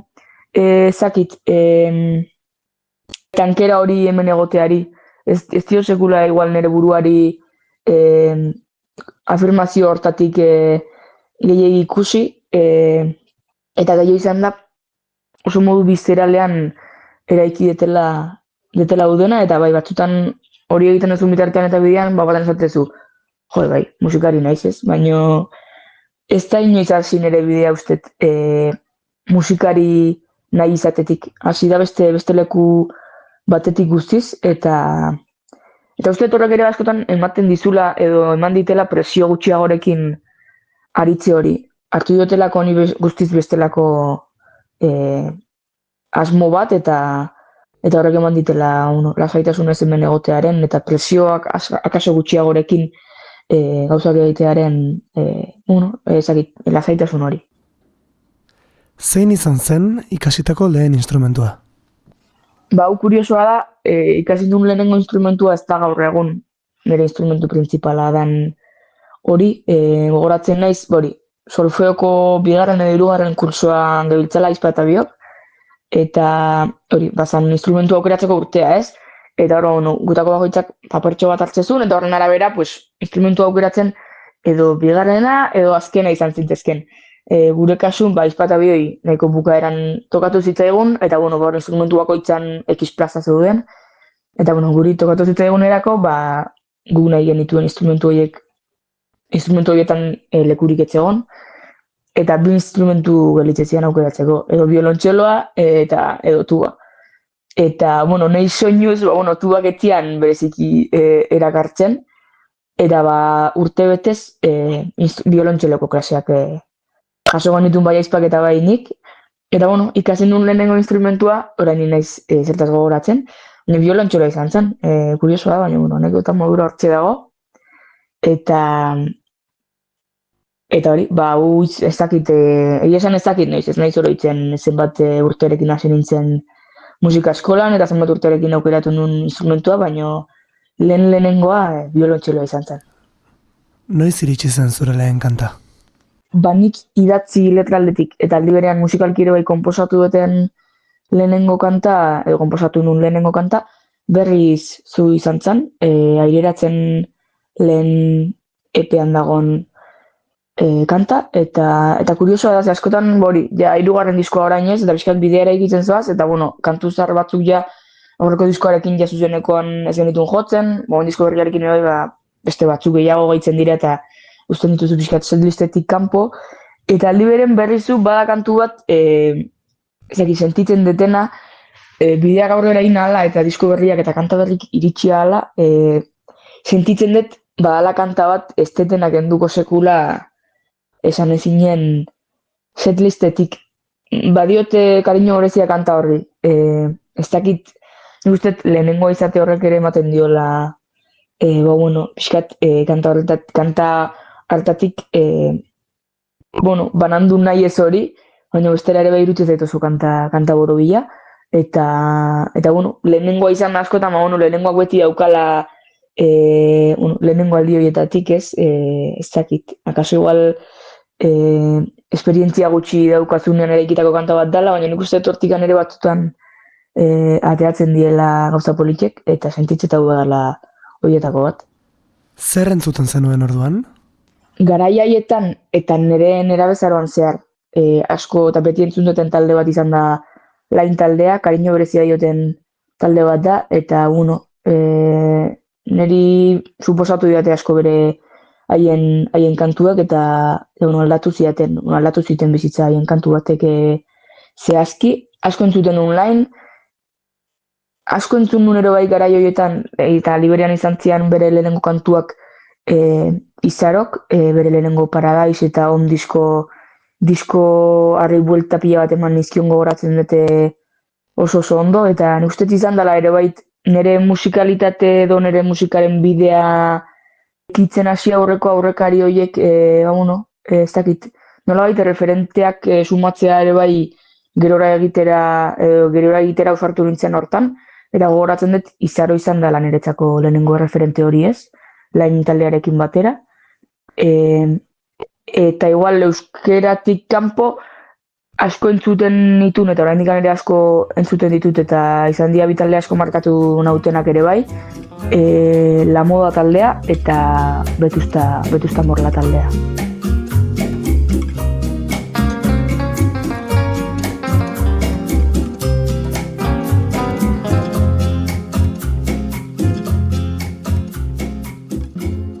Orain dela gutxi zure 3. lana kaleratu berri duzu. Gustora zaude emaitzarekin? Bai, egia esan dala 5 urte, espektatibarik gabe usteta zen nintzera literalmente hontan, eta enoen eluigatzen nire burue handikan 5 urtera ja 3. diskorekin, eta egia esan atzea bida jartzen naiz, eta sentitzen ez oso konektatuta egin deten denakin, eta horrek ez dakit ematen ditalako poxa eta bai ez dakit, asebetetze sentsazio handi bat, eta esan disko berri honekin emaitzakin eta bidearekin ere bai. Denetik dauka bideak, baina bidearekin eta emaitzakin oso pozik, sentitzen ez oso konektatuta eraiki dugun disko berri honekin. Uste denetzako lehenengo aliz ere bai irudikatu ditutela kantak musikalitate batetik kanpo, musikalitate baten baitan ere bai noski beti musikazari gea, baina bai irudikatu ditut lehenengoz kantak espazio fisiko baten ere bai musikazarago hormetan, eta esan kontzeptu aldetik uste izan dela lehenengo aldia jolastu dutela bereziki kontzeptuarekin musikazarago, eta horrek eman dizkit esperientzia berrik, eta gero ere bai behin jadena ateratzen dezunean eta kalean dagonean, beste gauza batzutatik ere uste hitz egin dezaketela diskontaz, eta horrek ematen ditu ere zikipoza, eraiki degula zerbait oso benetako, oso gurea, niretzako oso naturala ere bai prozesu aldetik disko hau entzungo dunak ez du baten gizon sorpresa hartuko niretzako soinu aldetik, uste horreko bi diskoetan jaba geundela, hor bat zegoela esan ezin eta hemen jarraitzen degula egoten hori pixkat bideak ematen dizun hortatik, eta zuk ere bideari eragin nahi diozun horretan ez, eta une oro, zuk sentitzen dezun bizeralitate hortatik, niretzako hortikan konposatzea eta eraikitzea beti superimportantea izan da, eta esan oso pozik nago eta gaude eraiki dugun lan berri honekin. Zer aurkitu dezake entzuleak lan honetan? Entzuleai dagokionez, lehen hori aipatu dut bizkat, baino ez dituzte entzuleak disko hau entzun, eta sorpresa hondirik hartuko dunik lehenago entzun bagaitu edo lehenago gure beste lanen bat entzun balin badu.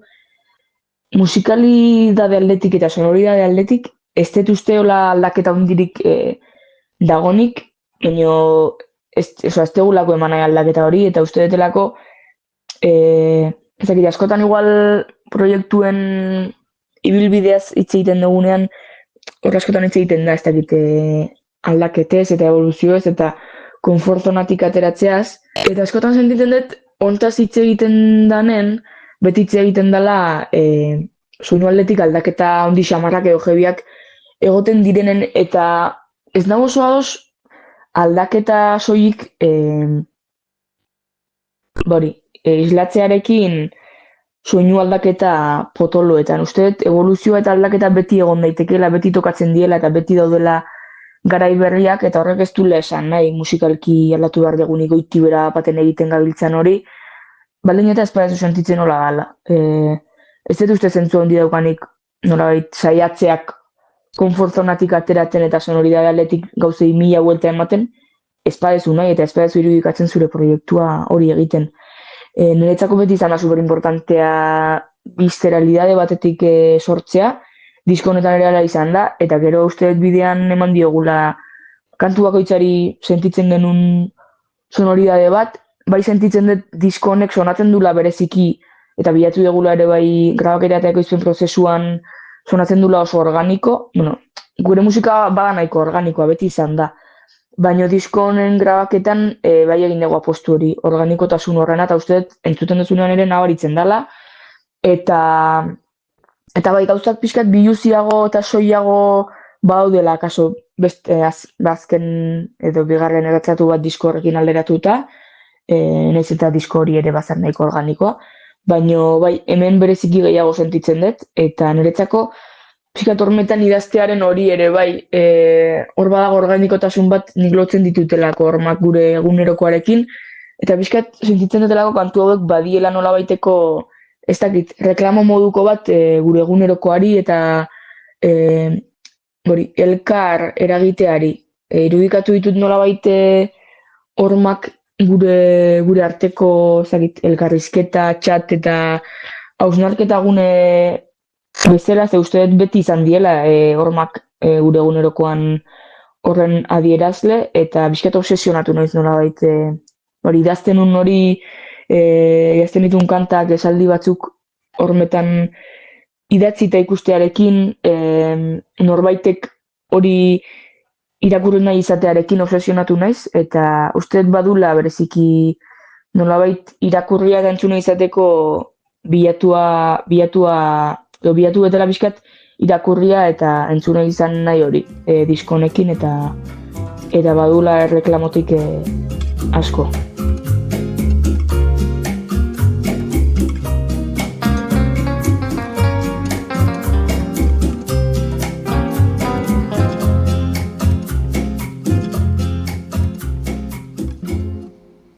Zer du azken lan honek, Janire Gaztetxo hartatik?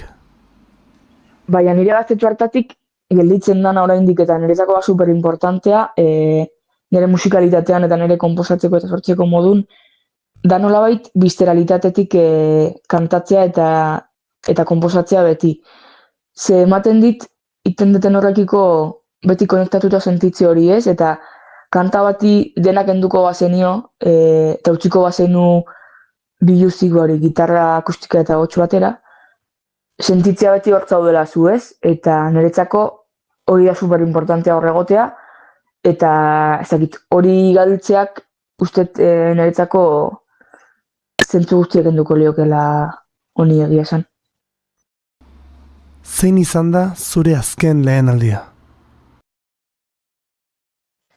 Ba, justu galdera hau gaur erantzutea irutzen zait oso politxe, ze atzo izan zen justo nire azken lehen aldi hori, jaso genulako gure lan berriaren hormetan idazten lanaren viniloaren testpresina, eta hori konprobatu behar genuen dena ondo zehola, nali beren bazan lehenengo aldi bat, konprobazioaz gain, bazan lehen aldi bat, vinilo bat, tokadiskoz txukun batean, eta ekipo oso on batean, entzuten nuna, eta aldi berean vinilo hori zure lan bat eta zure kantu batzuk izatea, izan zen oso politxe, ez dakit, hori, Inigorekin komentatzen nun, hilabetean behin bere etxera autogonbidatuko naizela, iruditzen zaitelako hilabetean behin egin nahi eten zerbait hori gure lan berri hau viniloan eta alako ekipo batean eta altavoz batzuetan entzutearen lehen aldi hori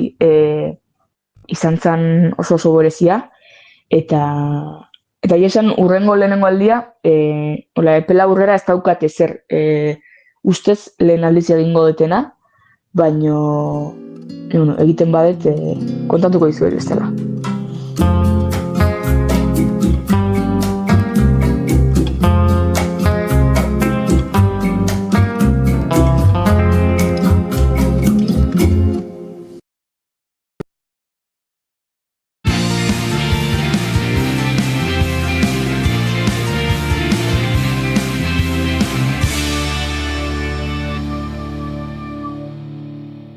Bigarrenak ez direlako beti okerragoak, bigarren kafea.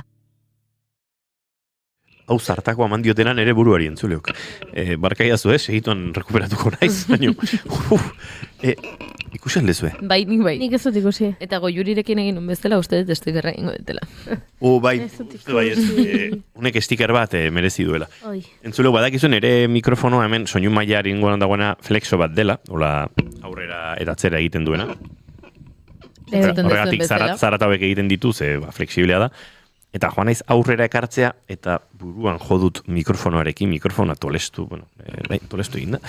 Arazoak dauzkala. Bastanteko desastrea. Goizeko 11 eta 30 minutu 5 segundu barru izango diren honetan, bastanteko desastrea egia esan. Baina, hori atzean utzita aurrera egiteko gai izango gara, eta zerreta telesere eta filmen inguruan aritzeko. Baldin eta topatzen badut hemen, nahi dudan kantua, ze hau ere kostatzen ari zait, hemen dago.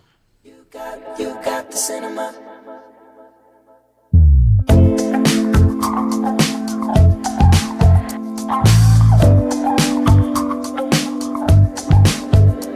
It's you, and I'm not getting over it. Darling, is it cool if I'm stubborn when it comes to this? Guess we're in time. If you're getting yourself wet for me, I guess you're all mine. You're sleeping in this bed with me. I just think you're cool. Entzuleok, puripurian tartean murgildu behar dugu, kantu puxka honekin, eta puripurian tartean murgiltzeko, beti bezala, Imanol González Gurrutxaga ere, gurekin dugu, Imanol, egunon. Kaixo, egunon, urte berrion. Urte berrion, zuri ere. Zuri erdi katarrorekin zabiltza? Bai. Eta estarreko minekin, eta buruko min pixkatekin baita, baina, hemen txegare. Ze gauza, pixket ja, ez? Zati darama gizarte guztik gaixo bilabete. Ja.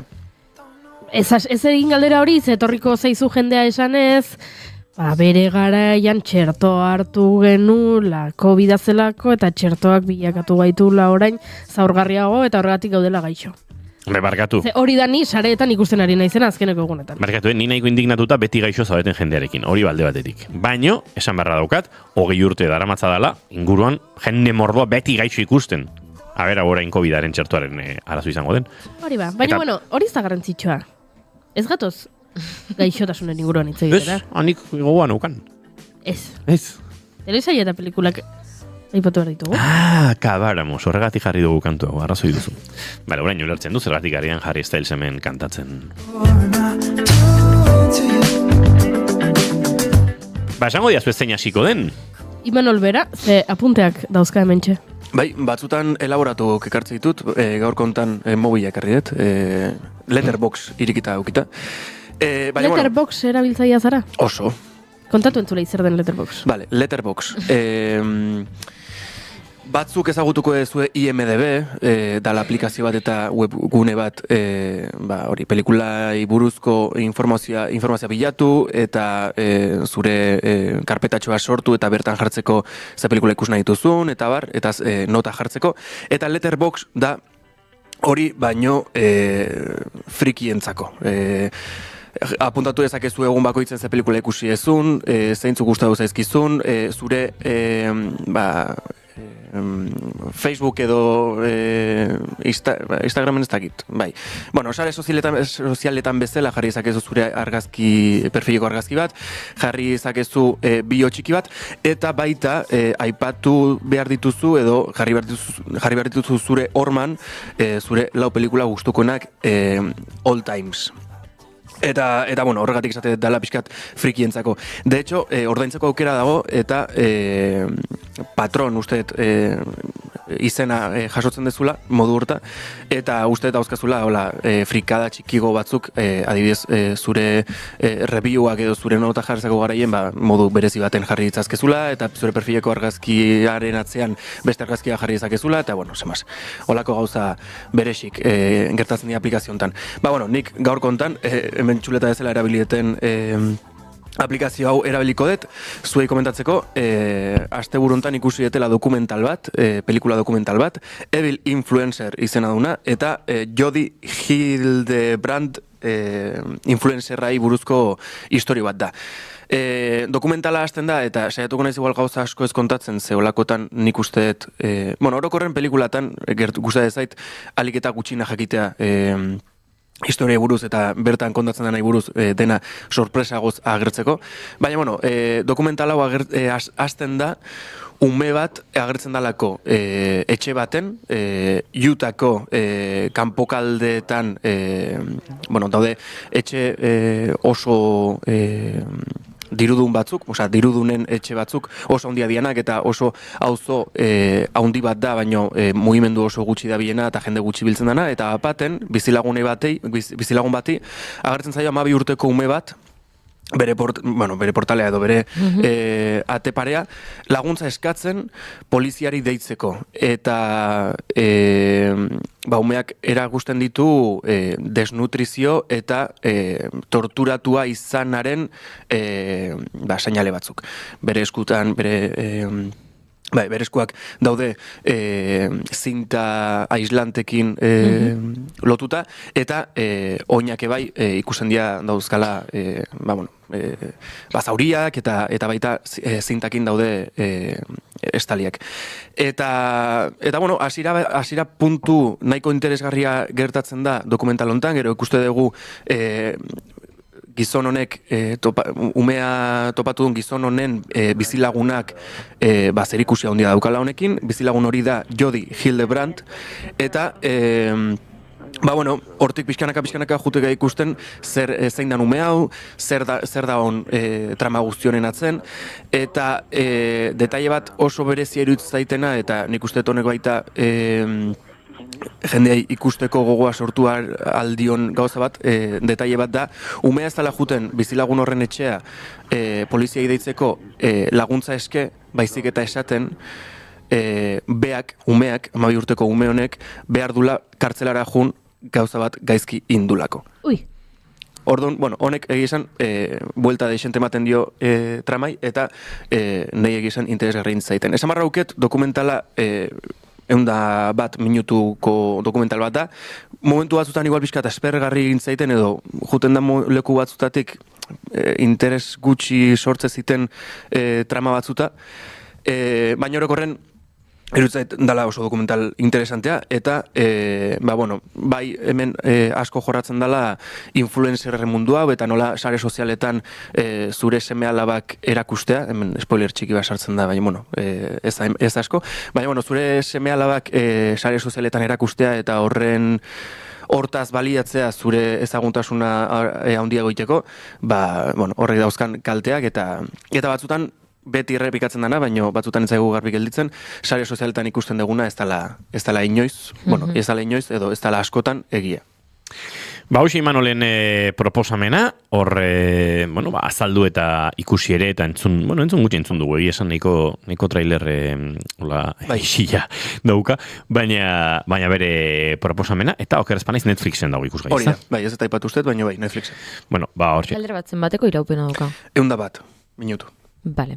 Euskal atentzio dituit. 101 minutu, orduta 41. Osondo. Nik nire proposamena egingo dizuet. Egia esan, atal bat ikusi dut, 4 atal daude ikusgai telesail ontatik, eta dola nahiko gutxi iritsi da plataformetara. Kasu honetan, filminen dago ikusgai, baina uste dute Amazon Primeen ere ikus daitekela. Amazon Prime Video, bai. Bai, Amazon.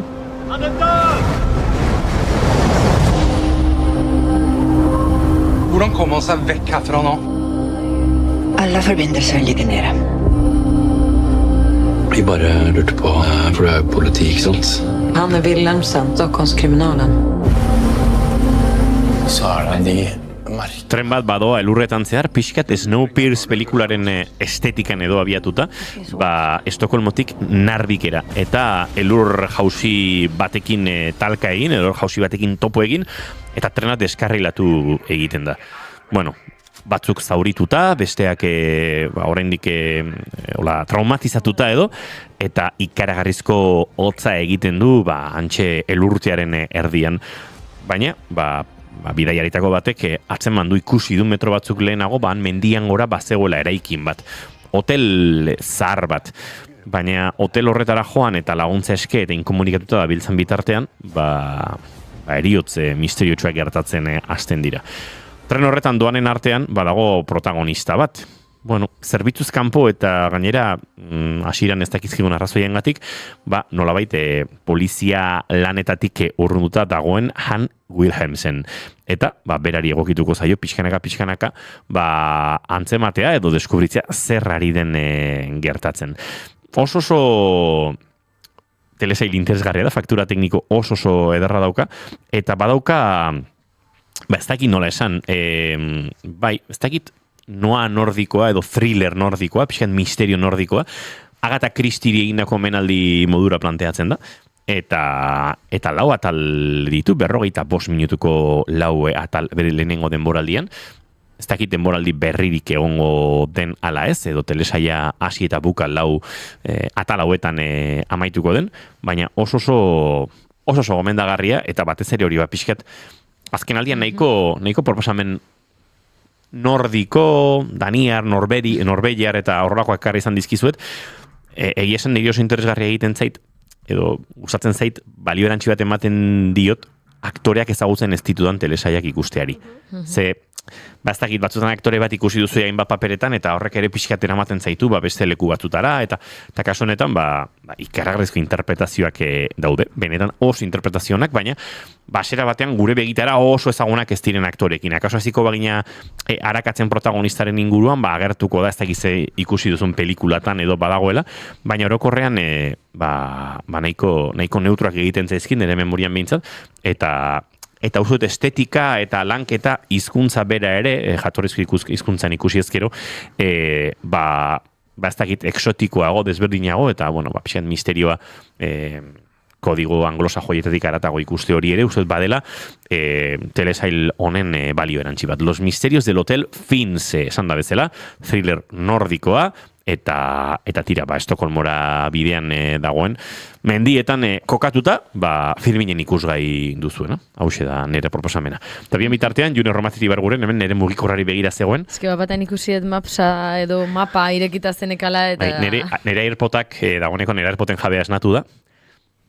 Esango nuke, oraintxe, kanabisa erretzen ari dela. Ze, bere pausuak aztertzen abien horretan, badaukat pistaren bat. Bai. Torrentxe zerkausian dago. Tolosan merkatua egiten den erreka ondoko eraikin horretan, akaso entzulen artean batzuk zerkausia zagotuko duzu erreferentzia honekin, eraikin luzeska txuri bat, historikoa, eta bertan merkatuaren egune pixkate mitikoena edo kokatzen dena. Hortxe dago. Eta orduak egiten ditu hor, nik igual amabietan paseo bat eman barrutaruntza. Baiz, orduagatik sushi ez da aiko jaten. Ez. Zego, Juri? Ziur. Ziur egoten da kuadria bat elkartzen dena ordu honetan beti. Taberna horretan. Ez dago tabernan. Ez dago tabernan. Errekari pegatuta dago. Ados. Bai, zerkausiko bankuan dago. Ez egon hau dena. Bai, hau misterioa. Agatha Christieren omenaldia izango da gure bilaketa lan hau. Juri edo June, zein venga, zein da zure proposamena. Nik The Housemaid pelikula edo La Asistenta pelikula ekarri dut. Entzule pentsatu guta izu, baina honen inguruan hitz egin duzu, hitz egin dugu ezain beste pelikula, zeharka zertxo bai, baina euken elarraterekin novelan zentratu ginen, ez? Badakit, liburuak berak sortu dituela, iritziz berdinetako jendea dagoela, pelikulak ere ala utzi du jendea. Ni egia da, momentu batean negoela, irakurle blokeo batean, esan genezake hau irakurri nuenean, eta bi egunetan irakurretin nuen liburu bat izan zen, gogoan nuelako irakurtzeko, nuelako zer pasatzen zen jakiteko. Beraz, baditu bere aldez berdinak. Eta pelikularekin nik berdina esango nuke, esan nahi dut. Bi aukera daude ez, liburua irakurrita joatea edo liburua irakurri gabe joatea, agian nuke ditzakezu pistaren bat nondik doan edo nondik ez, baino bi alde horiek daude. Kontua da, pelikula honek kontatzen duena, da Millie Calloway, dela asistenta lanetan hasiko den neska bat, iristen dela Winchester familia privilegiatu, doktore eta elitistaren etxera. Eta egiten duela, elkarrezketatxo bat, eta han hasiko da lanean Nina eta Andrewren familiarentzat. Familian daude Nina, Andrew, eta oraintxe bertan alabaren izena ez datorkit, Cecilia, Sisi uste dut dela, eta hiruentzat lanean hasiko da. Egin behar du denetik, hau da, garbitu, dena txukundu, sukaldatu, alabaren bila joan behar badu alabaren bila joan, eta sarrerak erostea behar baldin badu non baiten, sarrerak erosi, dena delakoa. Eta trailerrean ikusten den bezala, hasiko dira gauza arraroak gertatzen bere inguruan, nabarituko du portaerak ez direla oso normalak, hasieratik ikusten da etxea oso txukun dagoela, lehenengo aldiz elkarrezketa egitera joaten denean, eta bi egunetara joaten dena etxea dela ia zabortegi bat. Orduan, pixka bat hortik hasita eta thriller puntutik dauka pelikula honek dauka tentsioa. Badaude momenturen batzuk nik parra egin nuena, baino agian egia da, etzela parra egiteko momenturen bat ola zehazki, nik liburu irakurreta banekielako zetorkion personaiari. Ulertu dezaket iritzi ezberdinak egotea, bagian gauzaren bat falta delako edo nik esten hau ikusi nahi nuelako, eta ez dakizte, nik esango nuke oso ondo eginda dagoela replika bera, oso antzekoak direla bai liburua eta bai pelikula, eta esentzia bera dela. Badaukala liburu hau saltzen dizute, espektatiba batzukin eta betetzen duela nahiko parekoak diela. Baino ez da hemen bizitzako pelikuloia, hori argi gera dadila, esan nahi dut. Liburua irakurrita joan dagoak, badakigu zer ikustera goazen, eta gozagarria da, oso ondo egin dago. Ni 2 orduetan egon nintzen pantaiari begira gozatzen. Eta esango nuke, nerekin joan ziren 5 pertsonetatik 4 ez egitela zer gertatuko zenaren inguruan, besteak bai. Eta 4ak ikusi dituela nahiko lotuta eta engantzatuta jakiteko zer gertatuko zen, eta gero atera eta bakoitzak agian bere teoria ezberdinak zituen, eta nahiko harrituta gelditu ziren pelikula bukatzeakoan. Beraz, hori, erabat gomendagarria, oraintxe bertan zinetan dago, nik nire mentzat zinean dago, eta The Housemaid edo La Asistenta pelikula. Hoxe proposamena, Juneren eskutik, eta hau zinemaretoetan duzue ikusgai, Goiurirena geratzen zaigu, oraindik azken 13 minutu dauzkagu, Goiuri. Gero esan ez dizugula demora uzten, Kontua da, 2 telesaile ekarri ditu dala nik. Ara! Baten faltan 2. 2ak Netflixekoak. Ea ikusi dituzuen. Innato, izena du batek? Izen ez ezaguna egiten zai baino ez du. Eta bestak izena du Ciudad de Sombras. 2 espainola dira, ez? 2ak dira Netflix Espainiak egindakoak, baina bata da Euskal Herrikoa, eta bestea da Katalunia, herrialde katalanetakoa. Ez dituzu ikusi. Ez batez bestea. Vale, orduan kontatuko dizuet, zeri buruzkoak diren. Esan bezala, 2ak Netflixekoak dira, lehenengoak izena du Innato, eta zeri buruzkoa da Innato. Felix Garai, da pertsonaia nagusia, edo nagusietako bat, Imanol Ariasek antzezten duena, bera da gasolioaren... Imanol Arias biziri dago? Bai. Haziendarekin kontuak saldatuta ja? Ez dakit... Bere semeare aktore mundun dabil. Bai? Totalmente empanatuta nabil ni, bera da gasolioaren hiltzailea. Kontua da, bera 25 urte egon dela kartzelean, eta orain atera dela kartzelatik. Eta bere irtera honek, Sararen, bere alabaren, itxura ustezko perfektua, hankaz gora jarriko du. Sara Elena anaiak antzazten du, eta hor dago egoera, ez da, Felix atera da kartzeletik, Sararen bizitza aztoratzen du horrek, eta gainera, gertatzen da beste zerbait, dela hilketa sorta berri bat dagoela. Eta orduan, hasieran zalantzori dauka ikusleak, ez?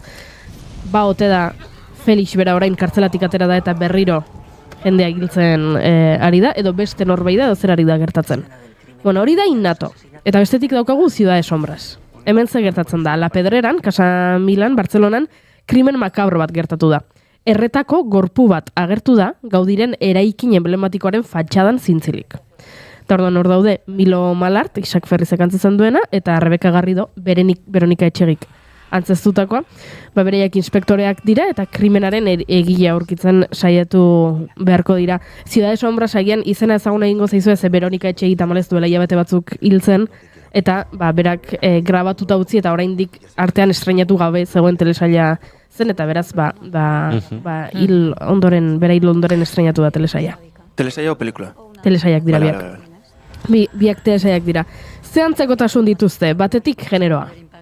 Bueno, biak dode Netflixen, eta generoa biena thrillerra da.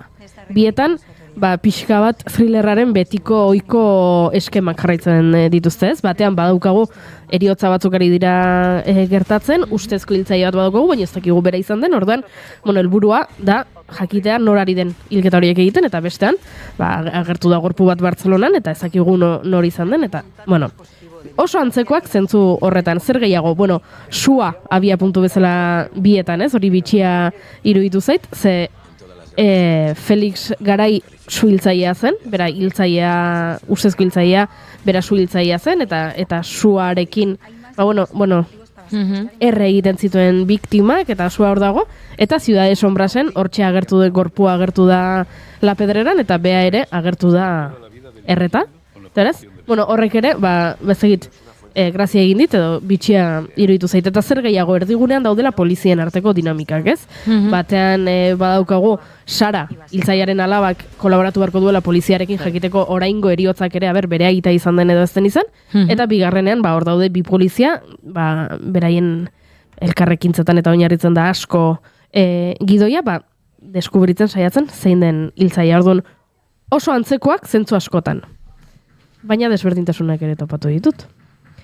Innato, esan bezala, Euskal Herrian kokatuta dago, nun grabatu da Gasteizan, Laguardiako suhiltzaile parkean, Uribarri Ganboako urtegian eta Urturi herrian. Ciudad de Sombras, Bartzelonan dago oinarrituta, ze Gaudiren eraikinetan oinarritzen da. Bata Euskal Herrian grabatua, bestea Katalunian grabatua, eta esan bezala, antzekotasun handiak dituztenak, baina bizatitxo ekarri ditut, eta ea identifikatzen duzuen desberdintasuna. Hau da, Innato. Fue condenado entonces por 3 violentos asesinatos. Han pasado 25 años, pero muchos han olvidado aquella oleada de crímenes a principios del año 2000. ¿El asesino del gasoil? No me jodas, que le han soltado de la cárcel. Eta hau da, Ciudad de Sombras. Al Passeig de Gràcia, normalitat avui a la Pedrera. La Casa Milà torna a obrir les seves portes als visitants un dia després de la terrible mort d'Eduard Pintor, president de l'empresa constructora Adcoensa. Durant la jornada d'ahir, l'edifici emblemàtic, una de les majors atraccions turístiques... Zer desberdintasuna baritu duzu, Hizkuntza erabilera. Hizkuntza erabilera, eta hori ekarri nahi nuen gaur zuengana entzun duguna da. Batean, Innato telesailean kazetari bat agertzen da, lehenengo atalean kontatuz eriotza batzuk daudela, eta atera dela kartzeletik Felix Garai hiltzailea, kazetari horrek gaztelaniaz kontatzen du historia hori, gaztelaniaz ari da, albiste hau ematen Ciudad de la Sombrasen, beste kazetari bat daukagu, kontatzen ari dena, La Pedrera etxea iriki dutela, gorpuak endu dutela, eta berriro ere turistentzat zabalik dagoela, eta ze hizkuntzatan kontatzen du hori? Katalanez ari da. Katalanez ari da. Bi telesailak ikusi ditut, bata bestaren ondoren, eta biak izan da Netflixekoak, eta biak izan da genero berekoak, eta biek edukita hainbesteko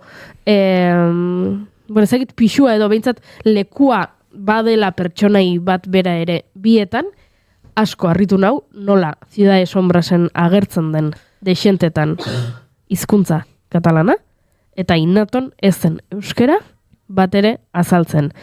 Eta aukerak badaude. Ze Innaton protagonistetako bat da, institutoan dagoen semea, arraun klub batean dagoena, entrenamenduetan ohikoa litzateke seme hori euskeraz aritzea, agian ez beti, baino eskolan behintzat bai, ez? Pentsatzen du, Gasteizen ikasten du, ez du ikasten, ez dute aipatzen ezakit English School edo French School edo Deutsche School batean ikasten duela, beraz, de ereduan ikaslezak seme horrek, eta orduan euskaraz hitz egingo luke behintzat irakaslearekin, eta ez da hori gertatzen.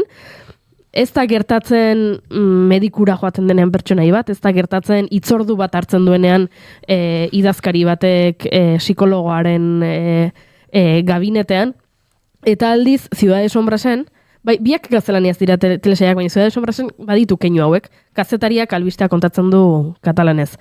Inspektoreari herrieta egiten dio bere buruak, mosuak dira, mosuen buruak eta katalanez egiten dio herrieta, medikuaren gana joaten dira eta medikuak azaltzen dizkio gauzak protagonista bati katalanez, eta biktimetako bat dala gizon bat Kataluniako enpresa baten burua dena, eta bera etxera doanean agurtzen du bere idazkaria esanez, bilera asko luzatu da eta biharre enaiz etorriko, beraz jai hartzazu, hori dena katalanez egiten dute.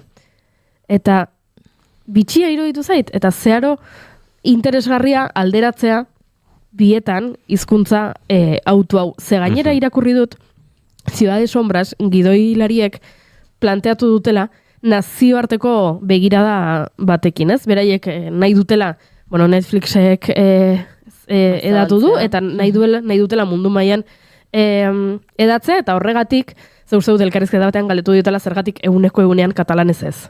Eta bat zuela berak nazioarteko begirada hori, eta orduan nahiago zuela gaztelaniaz, baina, eta hala ere, txertatu dira.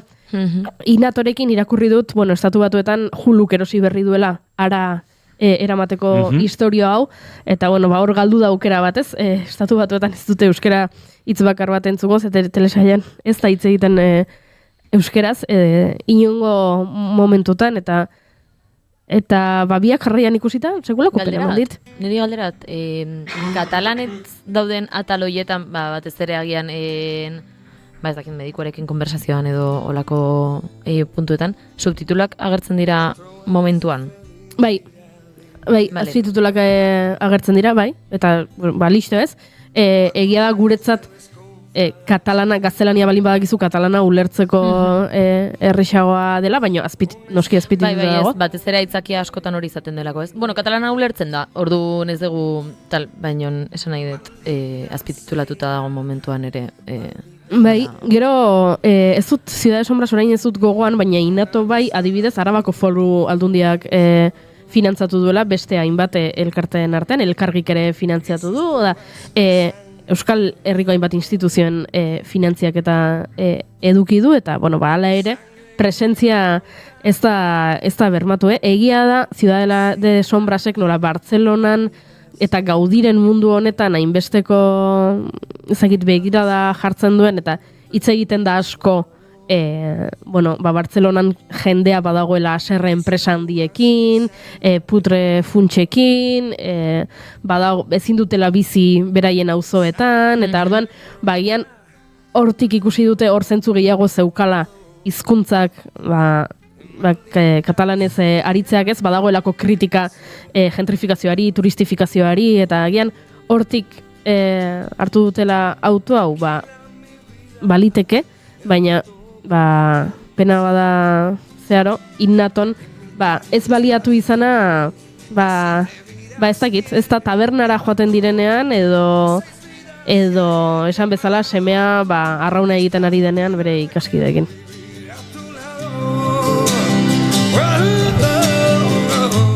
Entzuleok, 2 minutu pasatxo geratzen zaizkigu eguerdiko 12etarako, eta hemen gure txatean Gorkak esan digu, ze eder Antonio Floresen abesti berrik deskubritu ditut, ze eder Antonio Floresen pelikula, abesti berriak deskubritu ditut, eta gomendatu edo komentatu Flores para Antonio. Bauzut hemen ikusi duan bakarra nina izela? Balik. Bai, ez da? Beraz, asko komentatzeko ez daukagu elkarrekin, baina nik aipatu nuen bere garaian zinemaldian ikusi nuen momentuan, eta lehen ere aipatu du sarreran, ez, lagun batek egun hauetan ikusi eta ikara bat unkituta idatzi zidala. Niretzat oso pelikula interesgarria da, egia da Antonio Floresen figura Hego Euskal Herrian ezagunagoa zaigula Espainiar eraginez, nahiko Espainiar musikaren ikono bat izan delako, eta Lola Floresen familia, eta hor Lolita eta Rosarito, ziurrenik iparraldetik entzuten gaitu zen askorentzat, nahiko figura urrunekoak, baina Antonio Flores musikari erraldoi bat izan zen, oso gazte hiltzena, eta pelikula hau Antonio Floresen inguruko pelikula bat izatetik haratago, uste dut, haren alabaren, Alba Floresen doluaren inguruko pelikula bat dela, eta horrek egiten duela, bereziki interesgarri, ez da biopik bat, baditu, bueno, momentu historiko batzuk, eta noski artxibategi bisualaren, edo artxibo bisualaren joera edo erraminta hori ere baliatzen du, baina netzako badago esaldi bat, Alba Floresena pelikula guztia laburbildu dezakena, eta da, berari kontatu ziotela aita penaz hiltzela. Txikia zelako, eta akaso depresioa, edota suizidioa, edota drogak eta gaindosia, eta uste dut Antonio Floresen eriotza beti bili dela ez, arrazoi ezberdinen dantza horretan, hori esan beharrean penaz hiltzela esan ziotela, eta berak inoiz ez zuela dolu hori egin, uste zuelako penaz hile egin zitekeela. Eta niretzako momentu hori pelikulan da, eta bai, pelikula guztia da, bere izebekin egiten duen nolabait memoria berreskuratze bat, eta dolu berantiar bat, haren aitaren oso ezaguna eta oso musikari handi izan zen, Antonio Floresen aitaren doluaren inguruan. Beraz, niretzat oso pelikula gomendagarria, zinetan daukazu entzuleok, eta uste dut, jake gorkak eskatu digun, eta erabat ados nagoen, bai, oso gomendio ederra dela, gaurko saioa bukatzeko, eta puri-purian tarte honi azken aletxo bat eskaintzeko. June Romatet Ibarguren dastorren astelenera arte, normaltasuna berreskuratuko dugu, nola baita Imanol González Gurrutxaga zuere datozen egunetar arte. Agur. Eta oiuri zuere etzira arte, ze bihar jai daukagu. Berriro. Entzuleo, gazteazkenean bueltatuko gara Zeatik ez taldea hemen entrevista akustikoan, eta bestelako gauza asko zuei, kontatzeko informazioaren txanda orain hementxe naiz irratian zaindu eta zintzu ibili azken ordua betan, oraindik ere ez dakite opariren baterorik gote zeizuen edo.